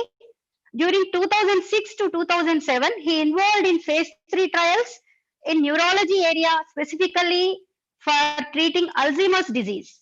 During 2009 to 11, he acted as senior clinical SAS programmer and mainly worked for phase 2 and phase 3 clinical trials.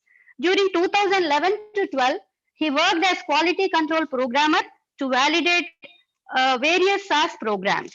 Presently, he is the president, Ideal Consultancy LLC, Pennsylvania University.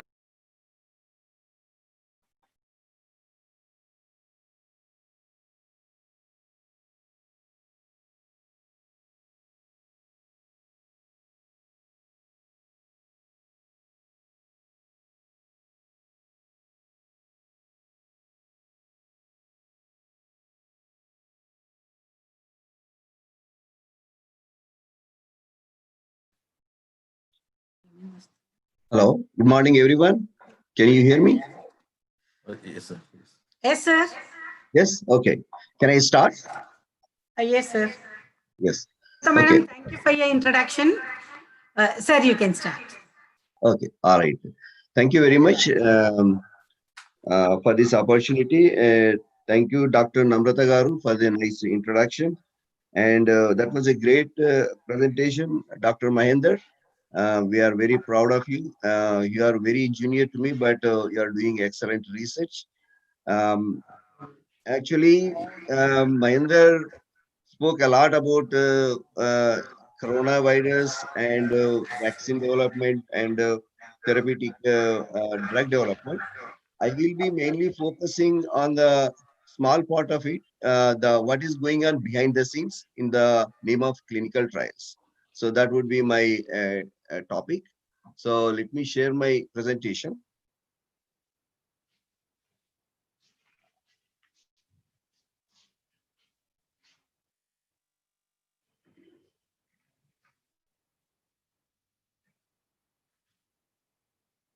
So are you able to see my presentation?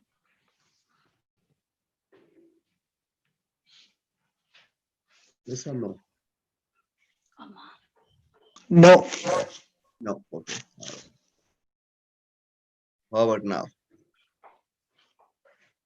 No, not yet, sir.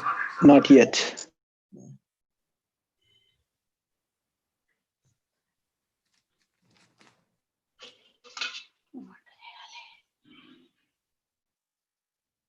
So shared screen. Screen one. Sir, you click screen sharing. Yes, yes, I did. I think it's green color means it is shared. I think you have to select the window which you're sharing. Yes, I think I did that, Mahendra. So still you are not able to see, right? No.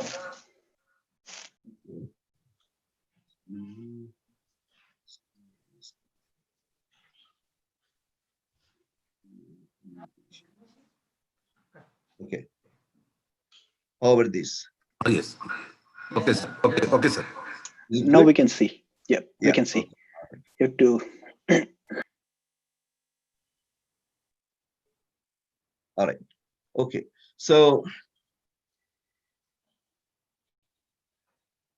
yeah, today's webinar title is Role of Chemistry in Drug Discovery of Vaccine for COVID-19. My specific topic is the art and science of clinical trials. What is exactly will happen in the clinical trials? So clinical trials is the key component in the drug discovery. First, I would like to thank Dr. Ashok sir and Madam for giving me this opportunity. And also, I will congratulate the Department of Chemistry, Satavahana University, for organizing this wonderful webinar.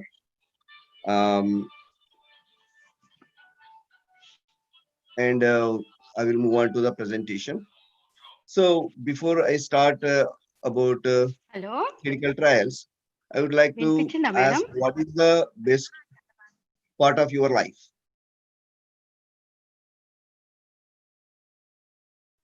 For me, actually, the best part of my life is the days I spent in the campus. So my department and my hostel are here.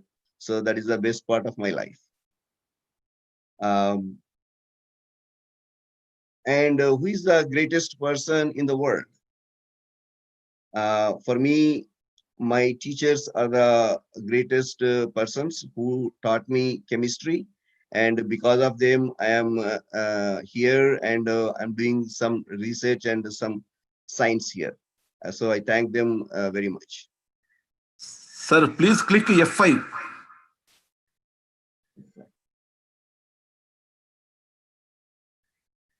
Sir? Yes, yes. Please click F5 for good presentation. Okay. Is that okay now? Oh, okay, sir. Okay. All right. So let's now talk about the clinical trials. Any drug, before it comes into the market, it has to go through a QC process called clinical trials. So without proper QC process, we cannot release the drug into the market. So that is very critical.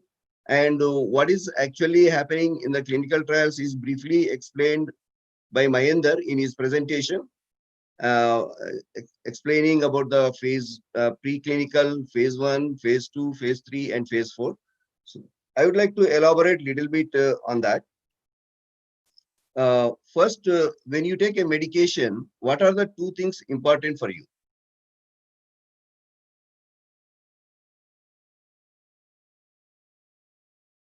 So actually, the two things that usually we think is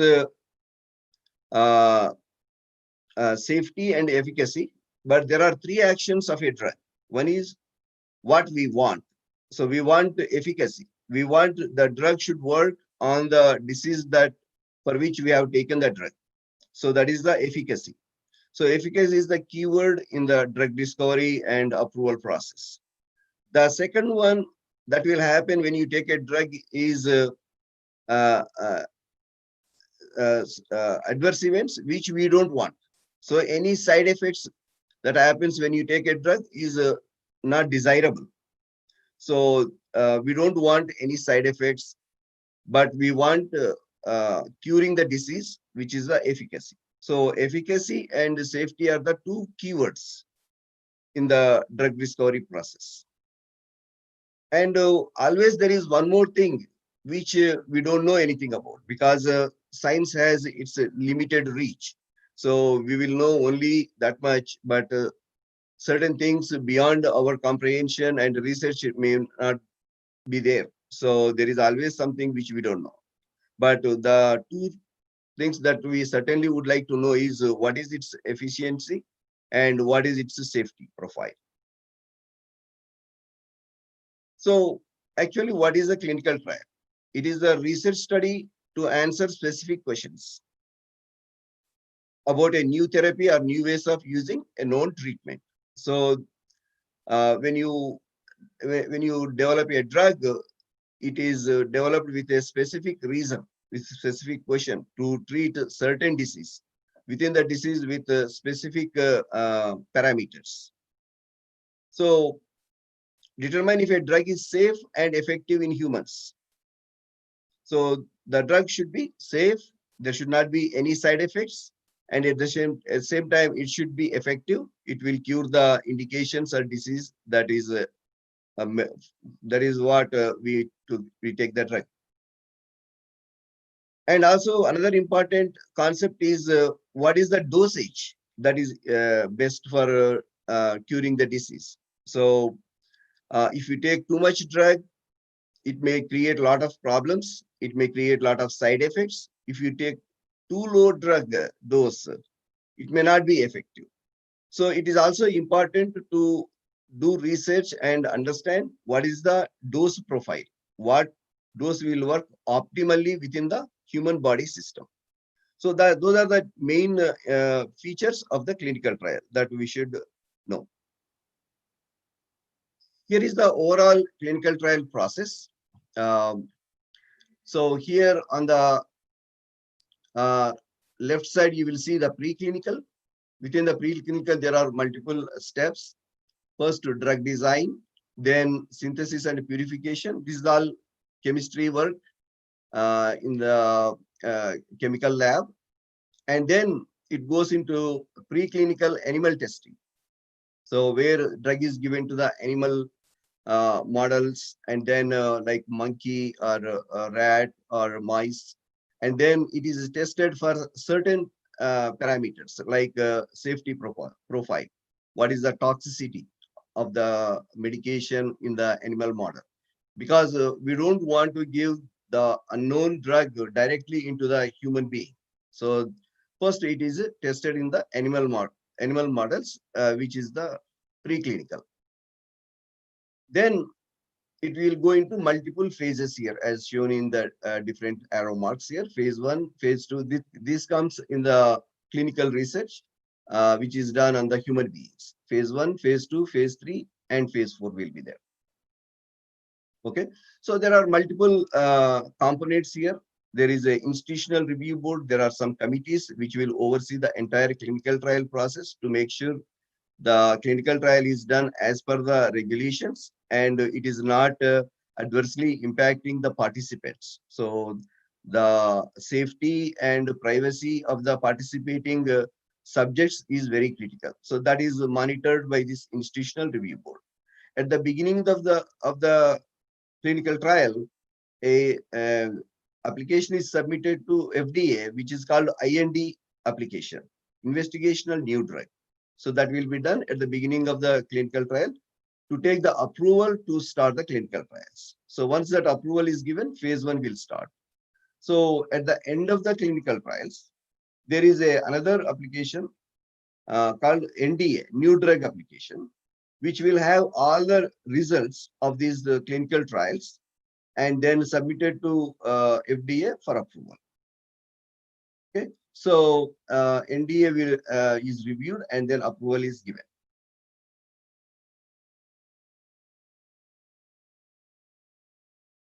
Here is another diagram showing the overall clinical trial process, starting with the synthesis of compounds and then screening of the compounds for the right candidate to go for the preclinical process.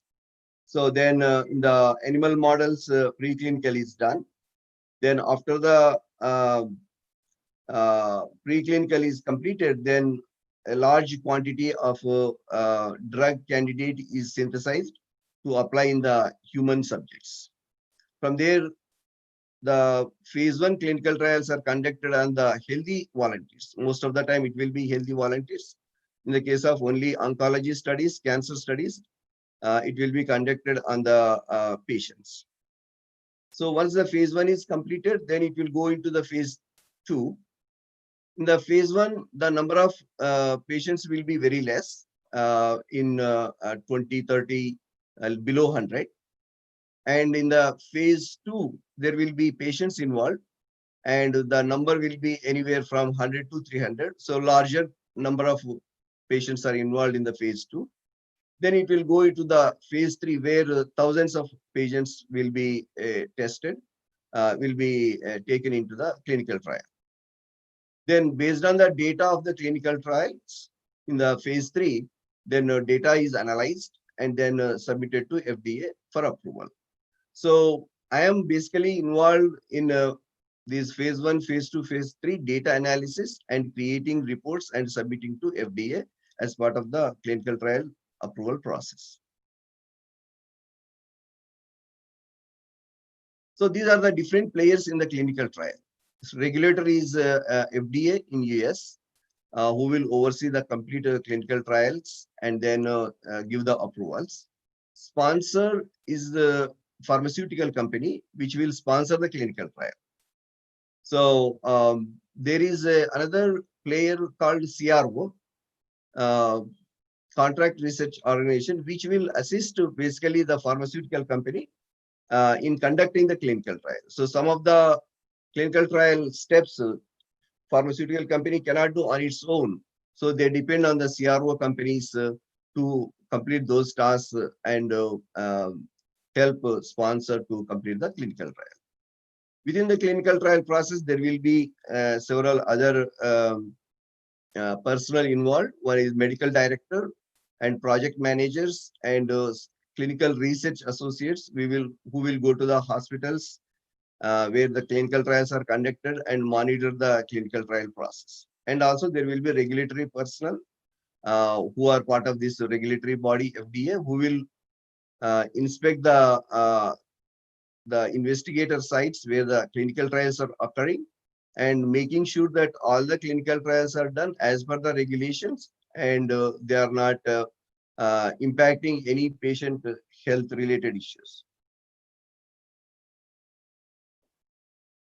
At the investigator site, the doctor who is undertaking that investigation, the clinical trial investigation, is called investigator. That hospital is called investigator site. So he is responsible for the conducting the clinical trials at that site. So he will enroll the patients and he will conduct the clinical trial, various steps, different visits, and collect the data, and then complete the entire clinical process and submit the data. There is an institutional review board, which is a regulatory agency, another regulatory agency, which will monitor the entire clinical trial process. So subjects is the patients, and in the case of phase 1, it is the healthy people who are involved in this clinical trial process and who are recruited by this investigator to participate in the clinical trial. So these are the various players in the clinical trial process. So this is also another way of looking at the various components in the clinical trial. So at the beginning, once a sponsor company plans to do a clinical trial, they will create the study design.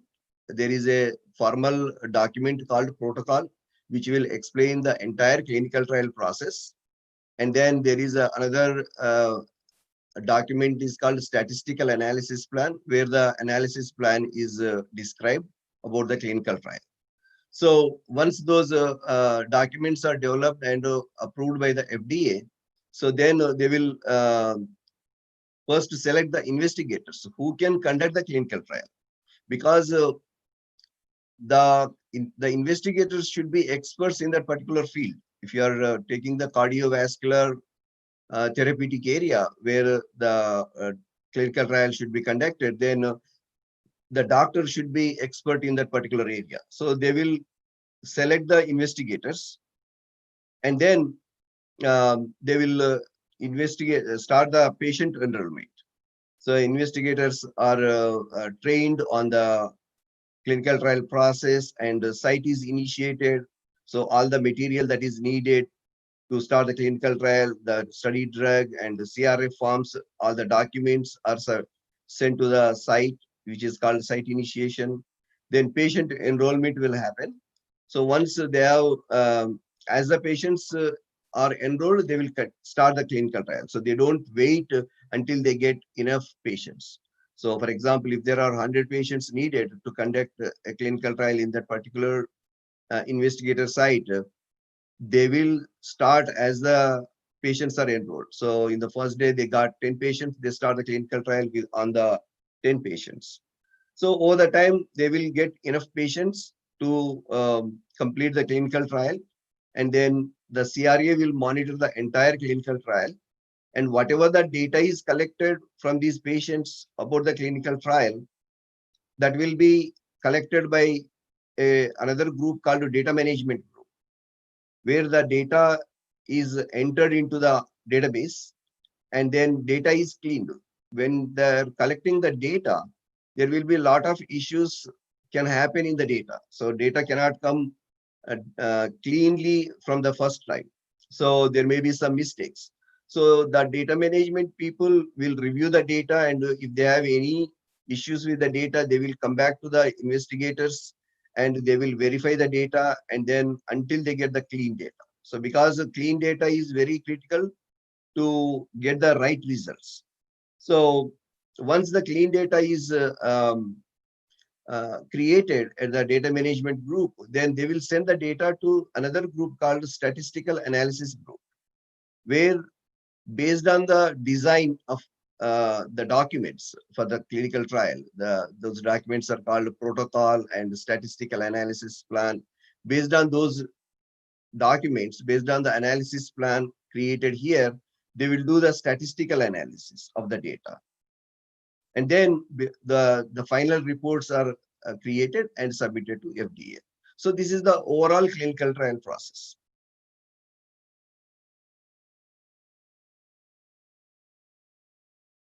Yeah, here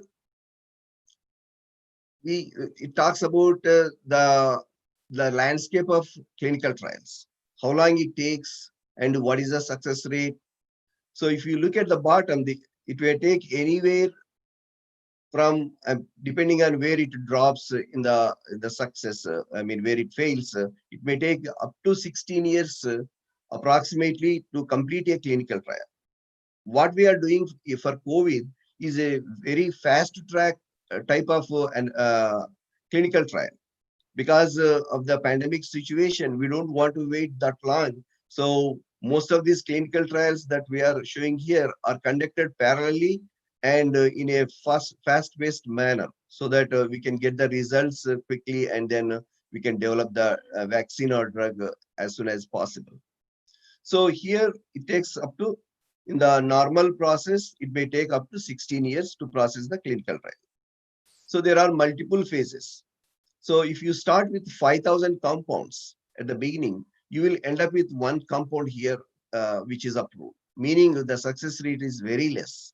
So from one phase to next phase, some of the compounds which are in the clinical trial process will fail. Then only few will go into the next step, and only few go to the another phase 3 step, and then finally phase 3.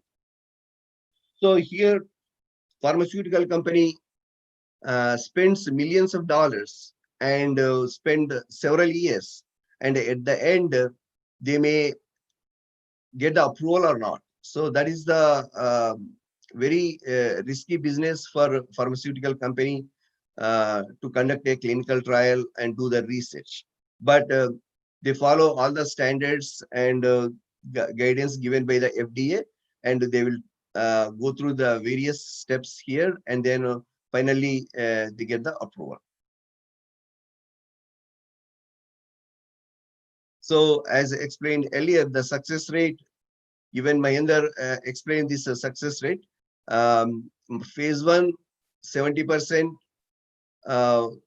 drug candidates will get through, and phase 2 only 33. From that, in the phase 3, only 25 of those, And finally, only 20% of the final phase 3 studies will get the approval. So the success rate is very less. Now I'd like to go into a little bit details of the clinical trial. What are the different components and different documents and steps involved in the overall clinical trial process. Every clinical trial starts with one document called protocol. So protocol will have all the information about a clinical trial, how a clinical trial should be conducted, what are the different tests done, how many patients are required to complete the clinical trial, what type of analysis to be performed, what type of safety data is collected, what type of efficacy data has to be collected. Everything is described in the protocol. It is about 100 to 300 pages document, which is a roadmap document for clinical trials. Okay. And there is another document called case report forms. So if you imagine any science experiment, so we will write the basic procedure, so which is equivalent to the protocol. So how the experiment should be conducted, we write a procedure. So that is the protocol. But since we are dealing with a bigger subject here, it is a more detailed document.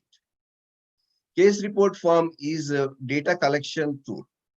So during the clinical trial process, the patients visit the hospital and they take the medication, and they will go through some tests like lab tests or ECG or vital signs or any other efficacy related tests. So all this test data should be collected in a set of forms. So those forms are referred as case report forms. And there are multiple phases as I described earlier: phase 1, phase 2, phase 3, phase 4. And there is one more document called statistical analysis plan.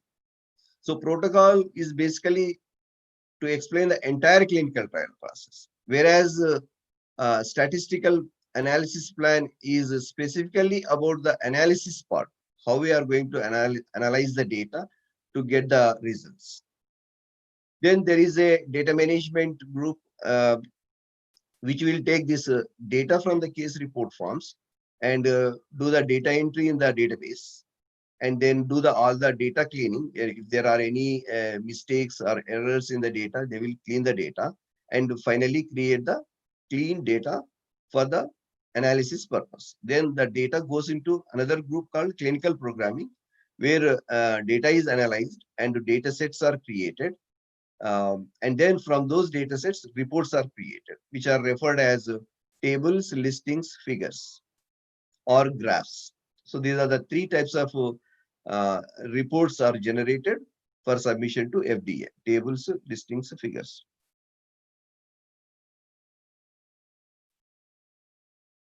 During this entire clinical trial process, there is a statistician also involved, who is basically creating this statistical analysis plan and then also help with data analysis. So statistician is very critical in the clinical trial data analysis. Finally, all the analyzed data, reports, everything goes to another group called medical writing group, who will take all the data and write the final clinical study report, which is like in our experiment. After we conduct the experiment, we write the results and discussion and summary. So all this medical writing group will create this clinical study report. So this is the overall clinical trial process.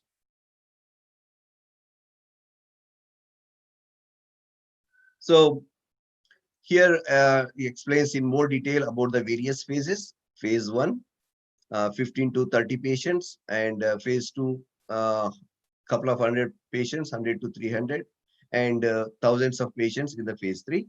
And phase 4 is a real-time scenario where hundreds of thousands of patients will participate in the phase 4.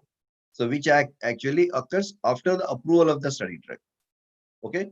So what is the purpose of each drug? phase. Why we need to conduct different phases? So every phase has a purpose. In the first phase is mainly to understand the safety profile, because first time we are giving the drug to human subject.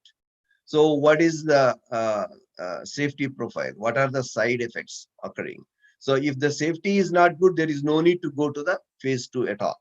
So efficacy, we don't have to measure if the safety itself is too bad. If it has too many side effects, it won't even go to the phase 2. So the safety is the first criteria in the phase 1. In the phase 2, since we already found out the safety and we determined that it does not have a lot of issues, then in the phase 2, we would like to see what is the efficacy of the drug, how much it is improving the indication for which we are taking this drug, for the disease that we are taking this drug. So that is the efficacy, mainly focused on the phase 2. It does not mean when you are doing phase 2, you don't collect any safety data. We do collect the safety data, but the focus will be on the efficacy. The phase 3 is the final phase, which is a critical phase where both safety and efficacy both are studied thoroughly, because this data is very critical for the approval.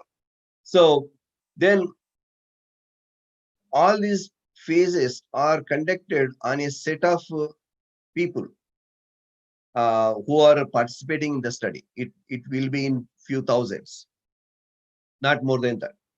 But the real challenge of long-term safety and efficacy issues cannot be seen within this short period of time. So after the drug is released in the market, there will be extended studies are conducted, which is referred as a phase 4, where the long-term safety and efficacy of the drug is actually measured.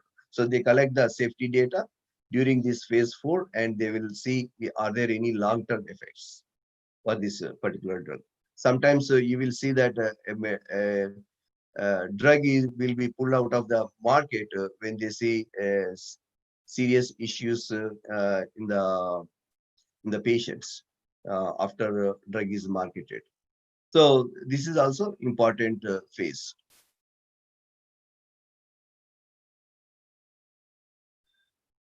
Now going into little bit the details of the protocol. What is the components of the protocol? So protocol has specific set of topics in it. So every protocol will have these different topics covered. So mainly the object, what is the objective of the protocol? So there will be one primary objective for every study. What is the purpose of this study? And there may be some secondary objectives, and there may be some exploratory objectives. All these objectives has to be met by conducting the clinical trial. Okay, objectives are very critical. And that objectives should be very precise also. So you cannot say just to reduce the blood pressure for a blood pressure type of study. So you have to say how much of blood pressure should be reduced in order to measure the efficacy. So there should be a precise measurement of the efficacy also described in the objectives. And what is the background and rationale of the particular study? What is the study drug chemical properties, physical properties, biological properties? What are the previous studies conducted on this particular disease condition? And what type of results are already out there in the literature? And why we are conducting this particular study? Why we are selecting this particular drug molecule for curing this disease, and what is the mechanism of action that is proposed in this clinical trial process. This is all described in the protocol. And subject selection criteria. So when I said subjects or patients are selected, it's not like everybody, whoever applies will be enrolled into the clinical trial. It does not happen that way. So when subjects are enrolling or in the clinical trial term, we call subject, but when patients are enrolled, there is a set of criteria given. Patient should be in this age to this age. Patient should be should not have any other specific diseases, or they should not pregnant women.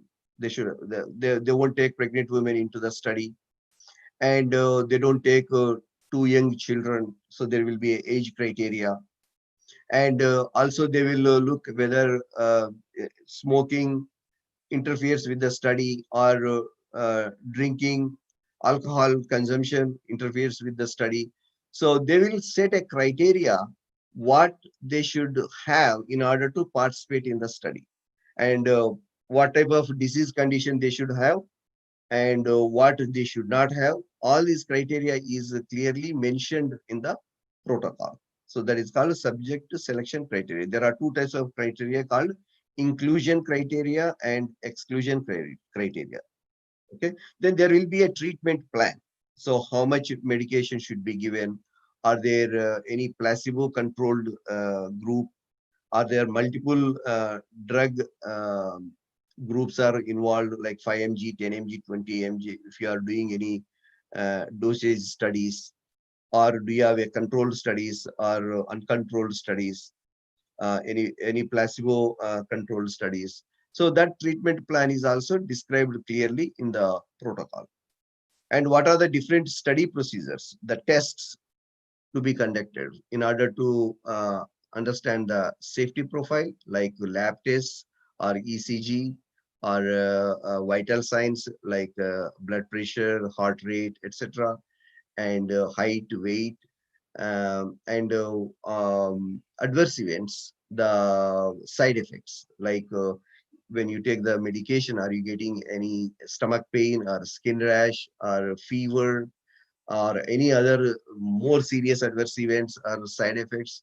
All these are all these recorded in the clinical trial process. They are all described in the protocol, and what efficacy side tests also conducted, they are all described here. And based on that, there will be a section about the statistical analysis, what kind of analysis to be conducted. So this is how the protocol table of contents looks like, with various topics described under subheadings here. And this is the second document I mentioned, case report form, where the data is collected of each patient who is participating in the study. And there will be 100 to 200 pages will be there, collecting different types of information. Some pages will collect this kind of biographic information, and some CRF pages collect adverse events, side effects information, or other medications that subject is taking, and vital signs information, and ECG information. So there are multiple forms to collect the different types of information. So this is how it looks. So here, visit 1. So in the clinical trial process, there will be multiple visits. So patient comes first visit and takes the medication, goes through these various tests like vital signs and laboratory data, pregnancy test results. So they go through these tests, and they take the medication, and after 1 week they come back again for the second visit, and they take the tests again to see if there is any change in the lab data or ECG data because they consumed the medication, any improvement in the indications, the disease condition. So everything is measured in different visits, and this case report form collects that information in this type of forms. Okay, so that is the data collection tool. And the third document is a statistical analysis plan. It is like anywhere from 20-30 pages to 100 pages document, specifically dedicated to the analysis related topics. how the analysis is actually conducted. And this is also part of the statistical analysis plan, where these are called a table, shell table, meaning the design is given, how the report should be looking like. So that report should look like this with the data here. So in the template given here, there is no data. Instead of data, there is excess.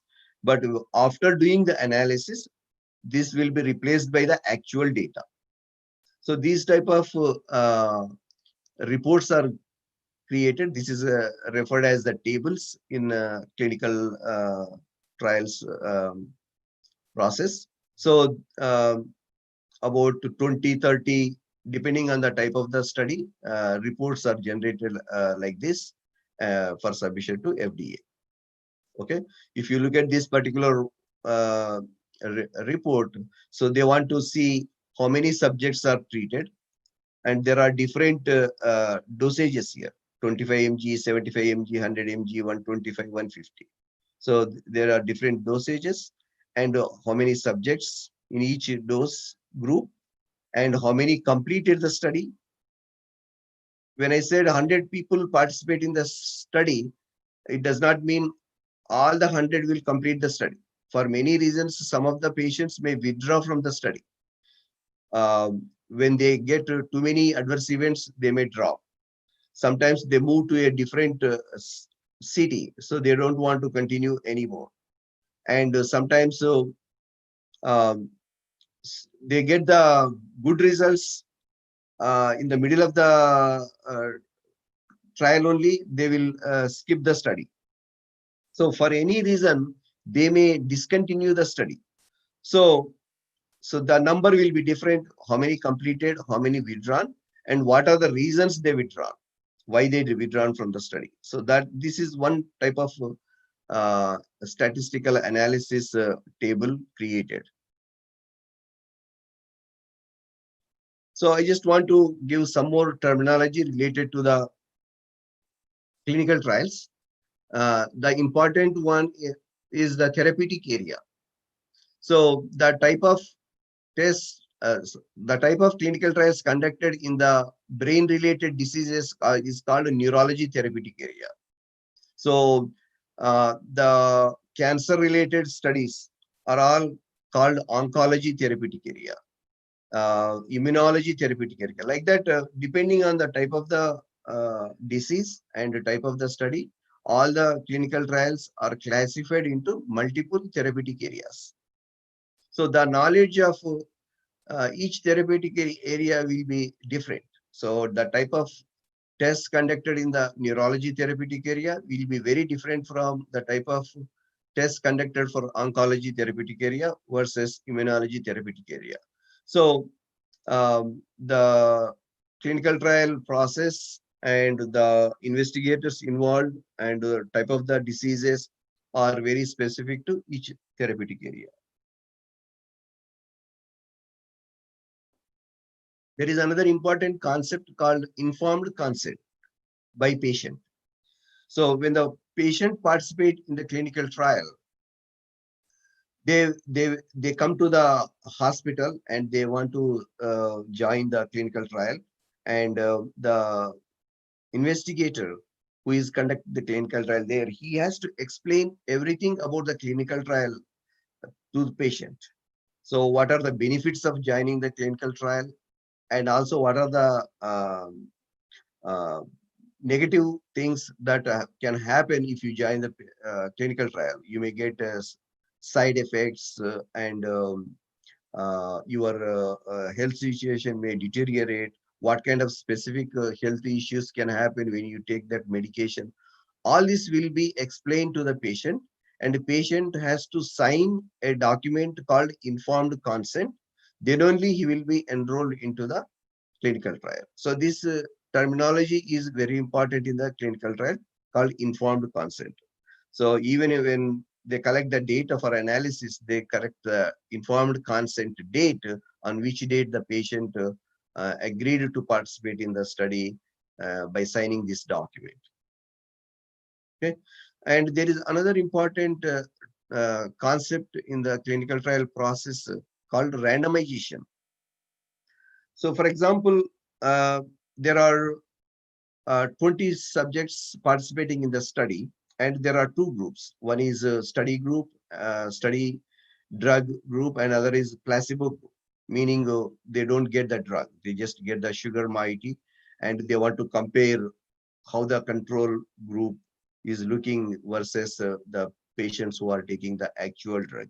So there are two groups.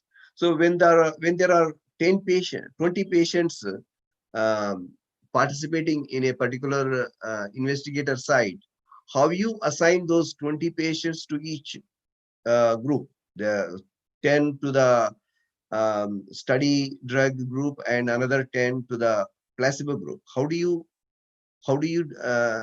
distribute them? So do you just give randomly the based on random way, or is there any process involved? So scientifically, you cannot do by yourself.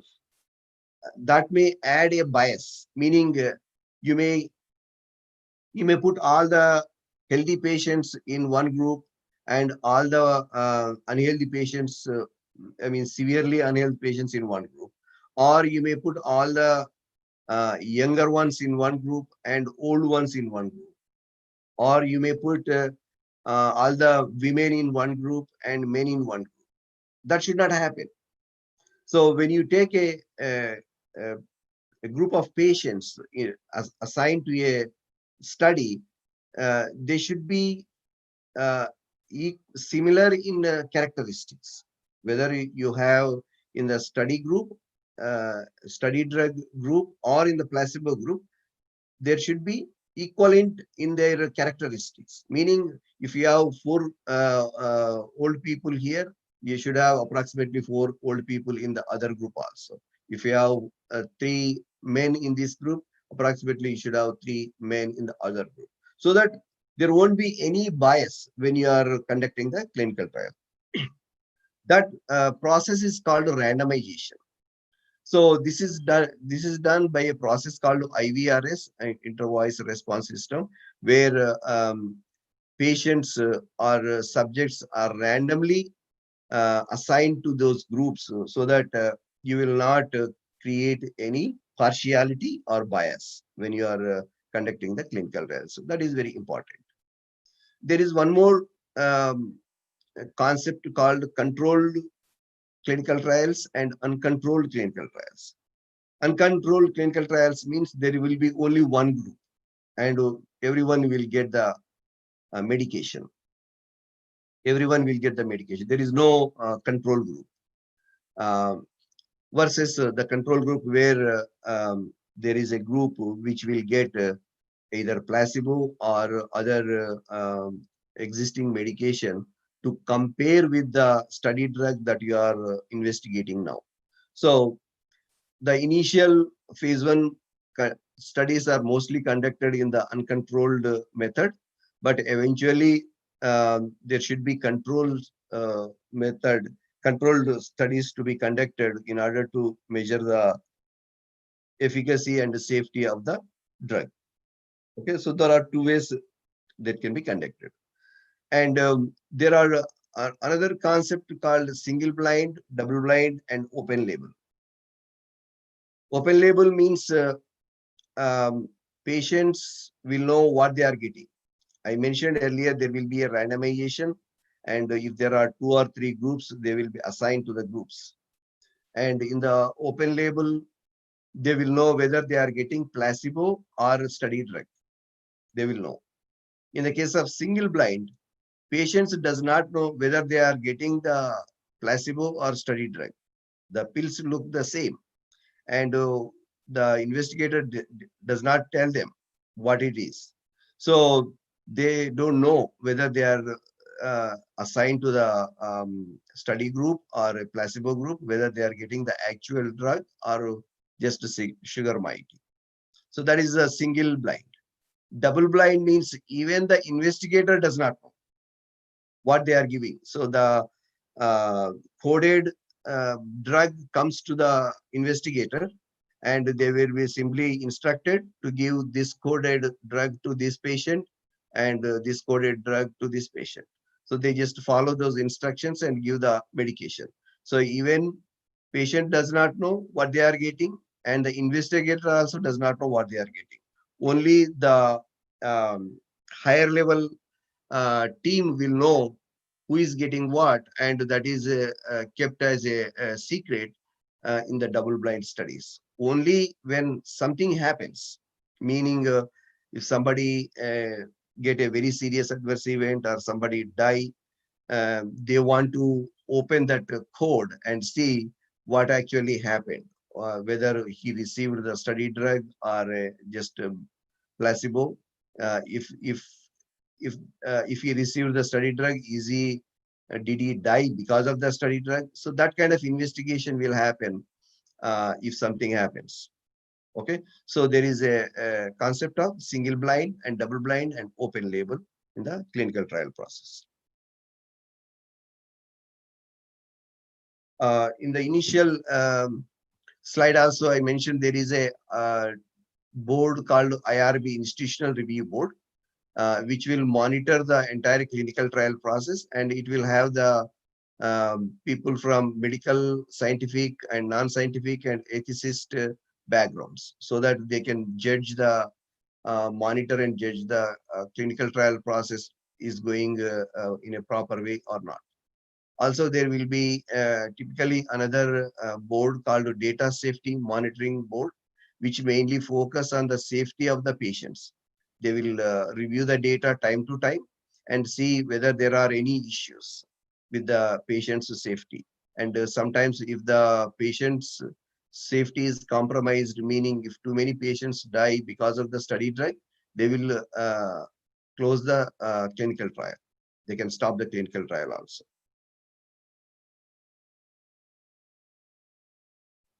Another important terminology is investigational new drug, which is the application submitted to FDA at the beginning of the clinical trial. Before even they start, they will give this application based on the preclinical results. FDA review that application and give the approval to conduct the clinical trials. And at the end of the clinical trial, once they collect all the data and they are ready for approval, then they will submit this new drug application along with the data for the approval. So these are the two important applications involved in the clinical trial process. Another important design-based concept is parallel design and crossover design. So in the parallel design, where there are two groups of treatments, A and B, are given so that one group receives only A, while another group receives only B. So what that means is, if the patient is enrolled in the A group, he will continue in the A group till the end of the clinical trial. So if he is receiving the study drug, he will continue receiving the study drug until he finish the clinical trial in the parallel design. In the case of crossover design, it is a little bit complicated. So, for example, if the study has 4 different groups here, 5 mg, 10 mg, 15 mg, placebo. There are 4 groups. So patient goes through all these different groups. So first the patient 101, he will take 5 mg, then take 10 mg, then 15 mg, then placebo. So they will go through the multiple treatment groups. Similarly, patient 102, they may start with placebo first, then they may go to 5 mg, 10 mg, 15 mg. So this is a little bit different type of design. Sometimes when they don't get enough patients to conduct the clinical trial, they choose this crossover design. There are some medical dictionaries also involved in the clinical trial process, which are very important. So when we are collecting the data for patients, there are 2 types of data we collect which needs some scientific naming. For the adverse events or side effects, for example, skin rash or fever or headache, these are all reported during the clinical trial. And sometimes the headache, some people may say it head pounding, or some people say migraine. So people say different words, describe with different words that side effect. But when you are standardizing those terminology for analysis purpose, there should be a dictionary to be used to standardize those terminology. So there are these dictionaries called COSTART dictionary. COSTART is the dictionary which is used to standardize the adverse events, all the side effects terminology that we collect during the clinical trial. They should be standardized using the dictionary called COSTART. Similarly, during the clinical trial process, we use multiple drugs, the study drug, and during the clinical trial, if we get a headache, we use Tylenol or some other drug. Uh, so all these drugs are, the information is also collected during the clinical trial. So these drugs also have multiple commercial names. So they have to be standardized. So there is a medical dictionary called MEDRA, which is used to standardize the medical drug names, so that the data analysis can be performed properly. So medical dictionaries also play an important role in the data analysis.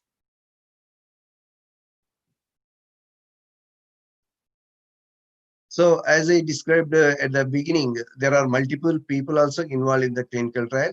The important person is a principal investigator who will actually conduct the clinical trial. Typically, the doctors and um, uh, medical doctors are considered as the principal investigator.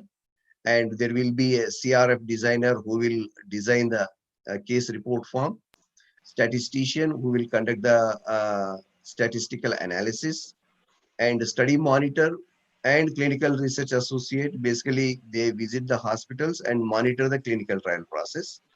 And once the data is collected, then there will be a SAS programmer and a statistician who will analyze the data. Finally, the analyzed data will go to medical writer to write up the final case study report. So lately, in the last 10 years, there are some data standards also came into the existence to standardize the data also. So there is an organization called CDISC, which formulated these standards called Study Data Tabulation Model, which is used to standardize the data, collected data. And there is another model called Analysis Data Model, which is used to standardize the analysis data. So these are the two data standards are also important in the clinical trial process.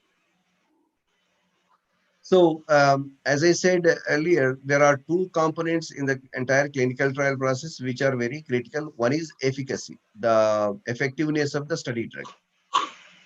So there are multiple procedures and evaluations used to understand and measure the efficacy. So some simple examples of the efficacy are in the toothpaste whitening study, whiter teeth is the efficacy. Similarly, in the margarine study, lowering the cholesterol. And in the antihypertensive study, lowering the blood pressure. So these are the examples of the efficacy that is being collected during the clinical trial process. Similarly, safety side, in order to understand the safety of the study drug, ECG and lab data and side effects data and vital signs like data like blood pressure, heart rate. So if these tests are conducted to see whether they are changing drastically when the medication is given, and physical exam, all these are part of the safety data. So to conclude my presentation, I just want to say that clinical trials have very high impact on the healthcare industry. And of course, there are a lot of opportunities also for chemists or biologists, because this particular field is interdisciplinary. So also programming is involved in this. So so I just want to mention that this is a very critical field and has a lot of potential for job opportunities. So that's the end of my presentation. If you have any questions on the clinical trial, I will be happy to answer it. Over to the madam, Sarasija garu.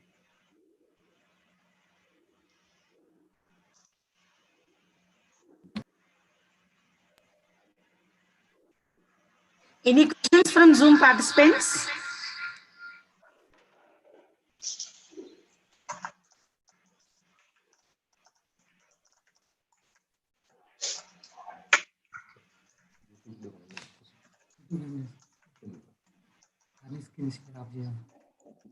Please, can you off your screen share? Yes.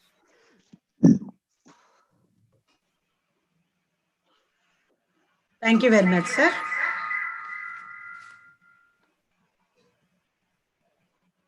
Thank you very much, sir, for your very informative and useful data analysis about the clinical trials. And it is very informative. Now I would like to request Dr. Namrata madam to give formal vote of thanks. Thank you very much, madam.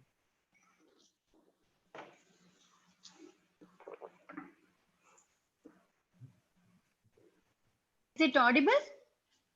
Yes. Hello? Yes. Okay. Till now, we have witnessed an informative talk by Dr. Ravi Meredi Garu on how a drug undergoes various clinical trials before coming into the market, and how phase 1 and phase 2 trials have been conducted based on safety parameters and efficacy parameters, and how after clinical trials have been submitted as a case report from the individuals, and how it has been sent to the investigation site to verify the regulations of the effectiveness of the drug, and how it has been finally approved by the FDO authorities. Finally, I can say that sir has given an elaborative lecture about how a drug undergoes all the experimental trials before we take the drug, before we take the drug. So actually, sir, we have this medicinal chemistry chapter in our 4th semester.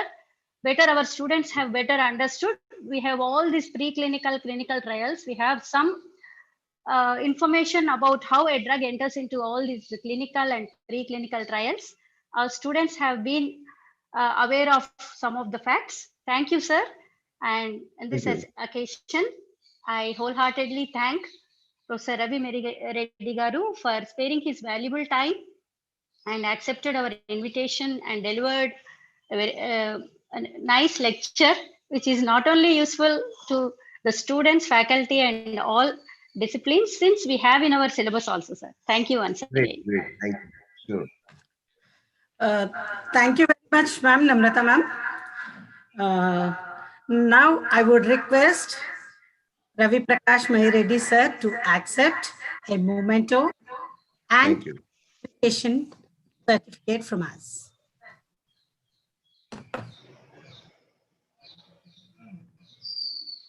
Thank you very much, everyone. Thank you very much, sir.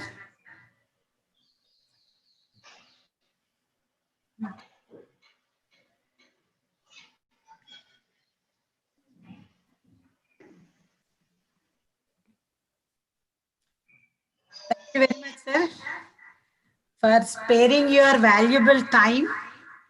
And I think the time is very odd time for you at this juncture.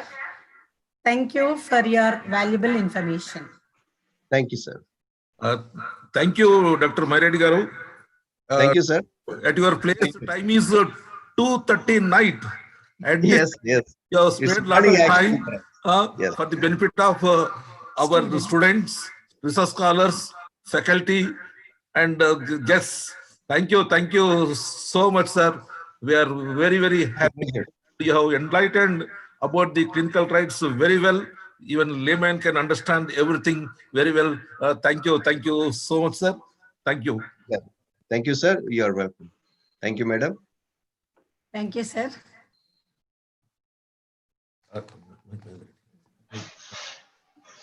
Now I request Dr. Mahendra Reddy to accept appreciation certificate and memento. Mahendra Diwal.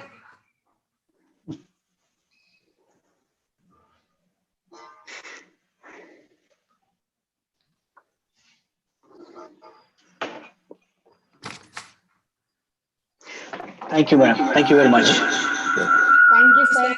Thank you.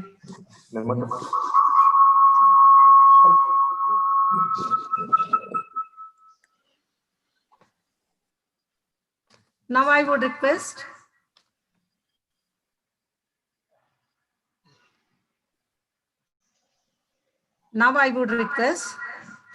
Vijay, Assistant Professor Contract, Department of Chemistry, to give vote of thanks.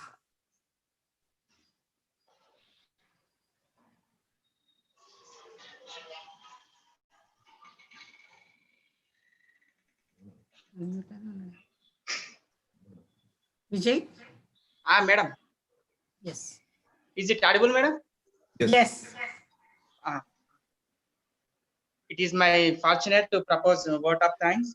I sincerely thank chief guest to this program, Honorable Vice Chancellor Sri Chiranjeevu Garu IAS, and I thank Registrar Professor T. Bharat Sir, Registrar Satavahana University, and I thank Dean Professor B. Manohar Sir, and I thank Mahendra Deval Sir for a neat explanation how the transmission takes place and how it infects human beings and the structure of coronavirus and the coronavirus genomic organization and the difference and the neat presentation on the difference between innate immunity and the adaptive immunity. Thank you, sir. You have given very excellent presentation. And I thank Dr. Ravi Prakash Maireddy Garu for detailed explanation on clinical trials and players in clinical trial, overview of clinical trial, and how the drug taken into market, and the protocol to clinical study report, and the important terminology and the efficacy and safety. Thank you, sir. And I thank Principal University College of Science, Dr. M. Sarsija Madam, and I thank Head Department of Chemistry, Dr. V. Namrata Madam, and the co-convener, Dr. A. Jayanti Madam, and the staff Department of Chemistry, Satavahana University. And I thank Ashok Sir for moral support to the Department of Chemistry, Satavahana University. And I thank all the participants from various universities and the research scholars and the students. And I thank one and all for making the program successful. Thank you, one and all. Thank you, Vijay.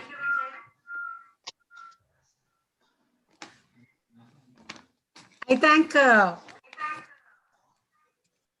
from Department of Chemistry, our Honorable Vice Chancellor and beloved Registrar and Dean, Faculty of Science, and all the participants.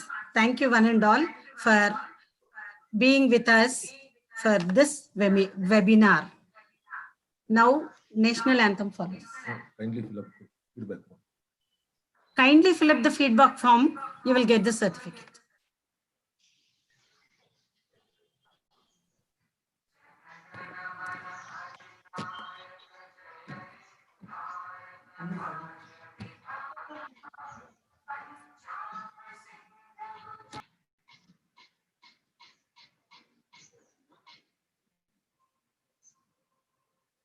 Himachal Yamuna Ganga उज्जल जलधि तरंगा तव शुभ नामे जागे तव शुभ आशीष मांगे गाहे तव जय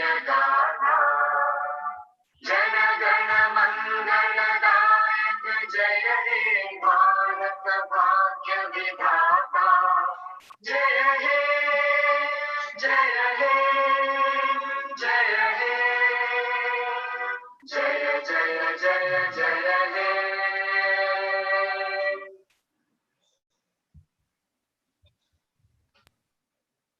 Thank you, one and all.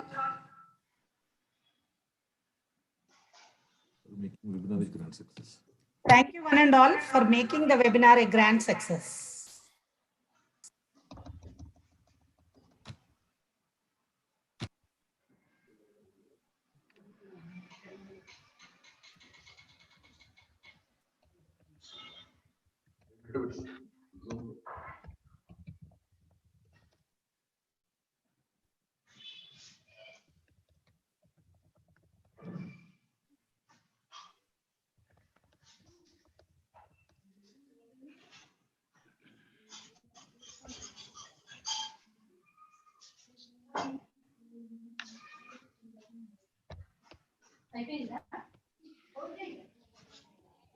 అయిపోయిందా నువ్వు చెప్పాలి నువ్వు థ్యాంక్స్ చెప్పాను కదా మరి నువ్వు క్లోజ్ చేయొచ్చు కదా నీకు అది కూడా రాదా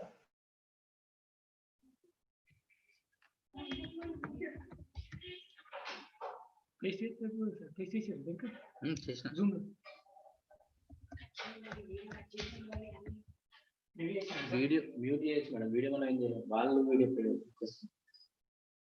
అందరినీ కట్ చేసేయండి కొంచెం స్క్రీన్ ఆఫ్ చేసేయండి చెప్తాను ఆఫ్ చేయండి ఇదంతా రికార్డ్ అవుతుంది వాళ్ళు స్క్రీన్ ఆన్ చేసి ఆఫ్ చేసేయండి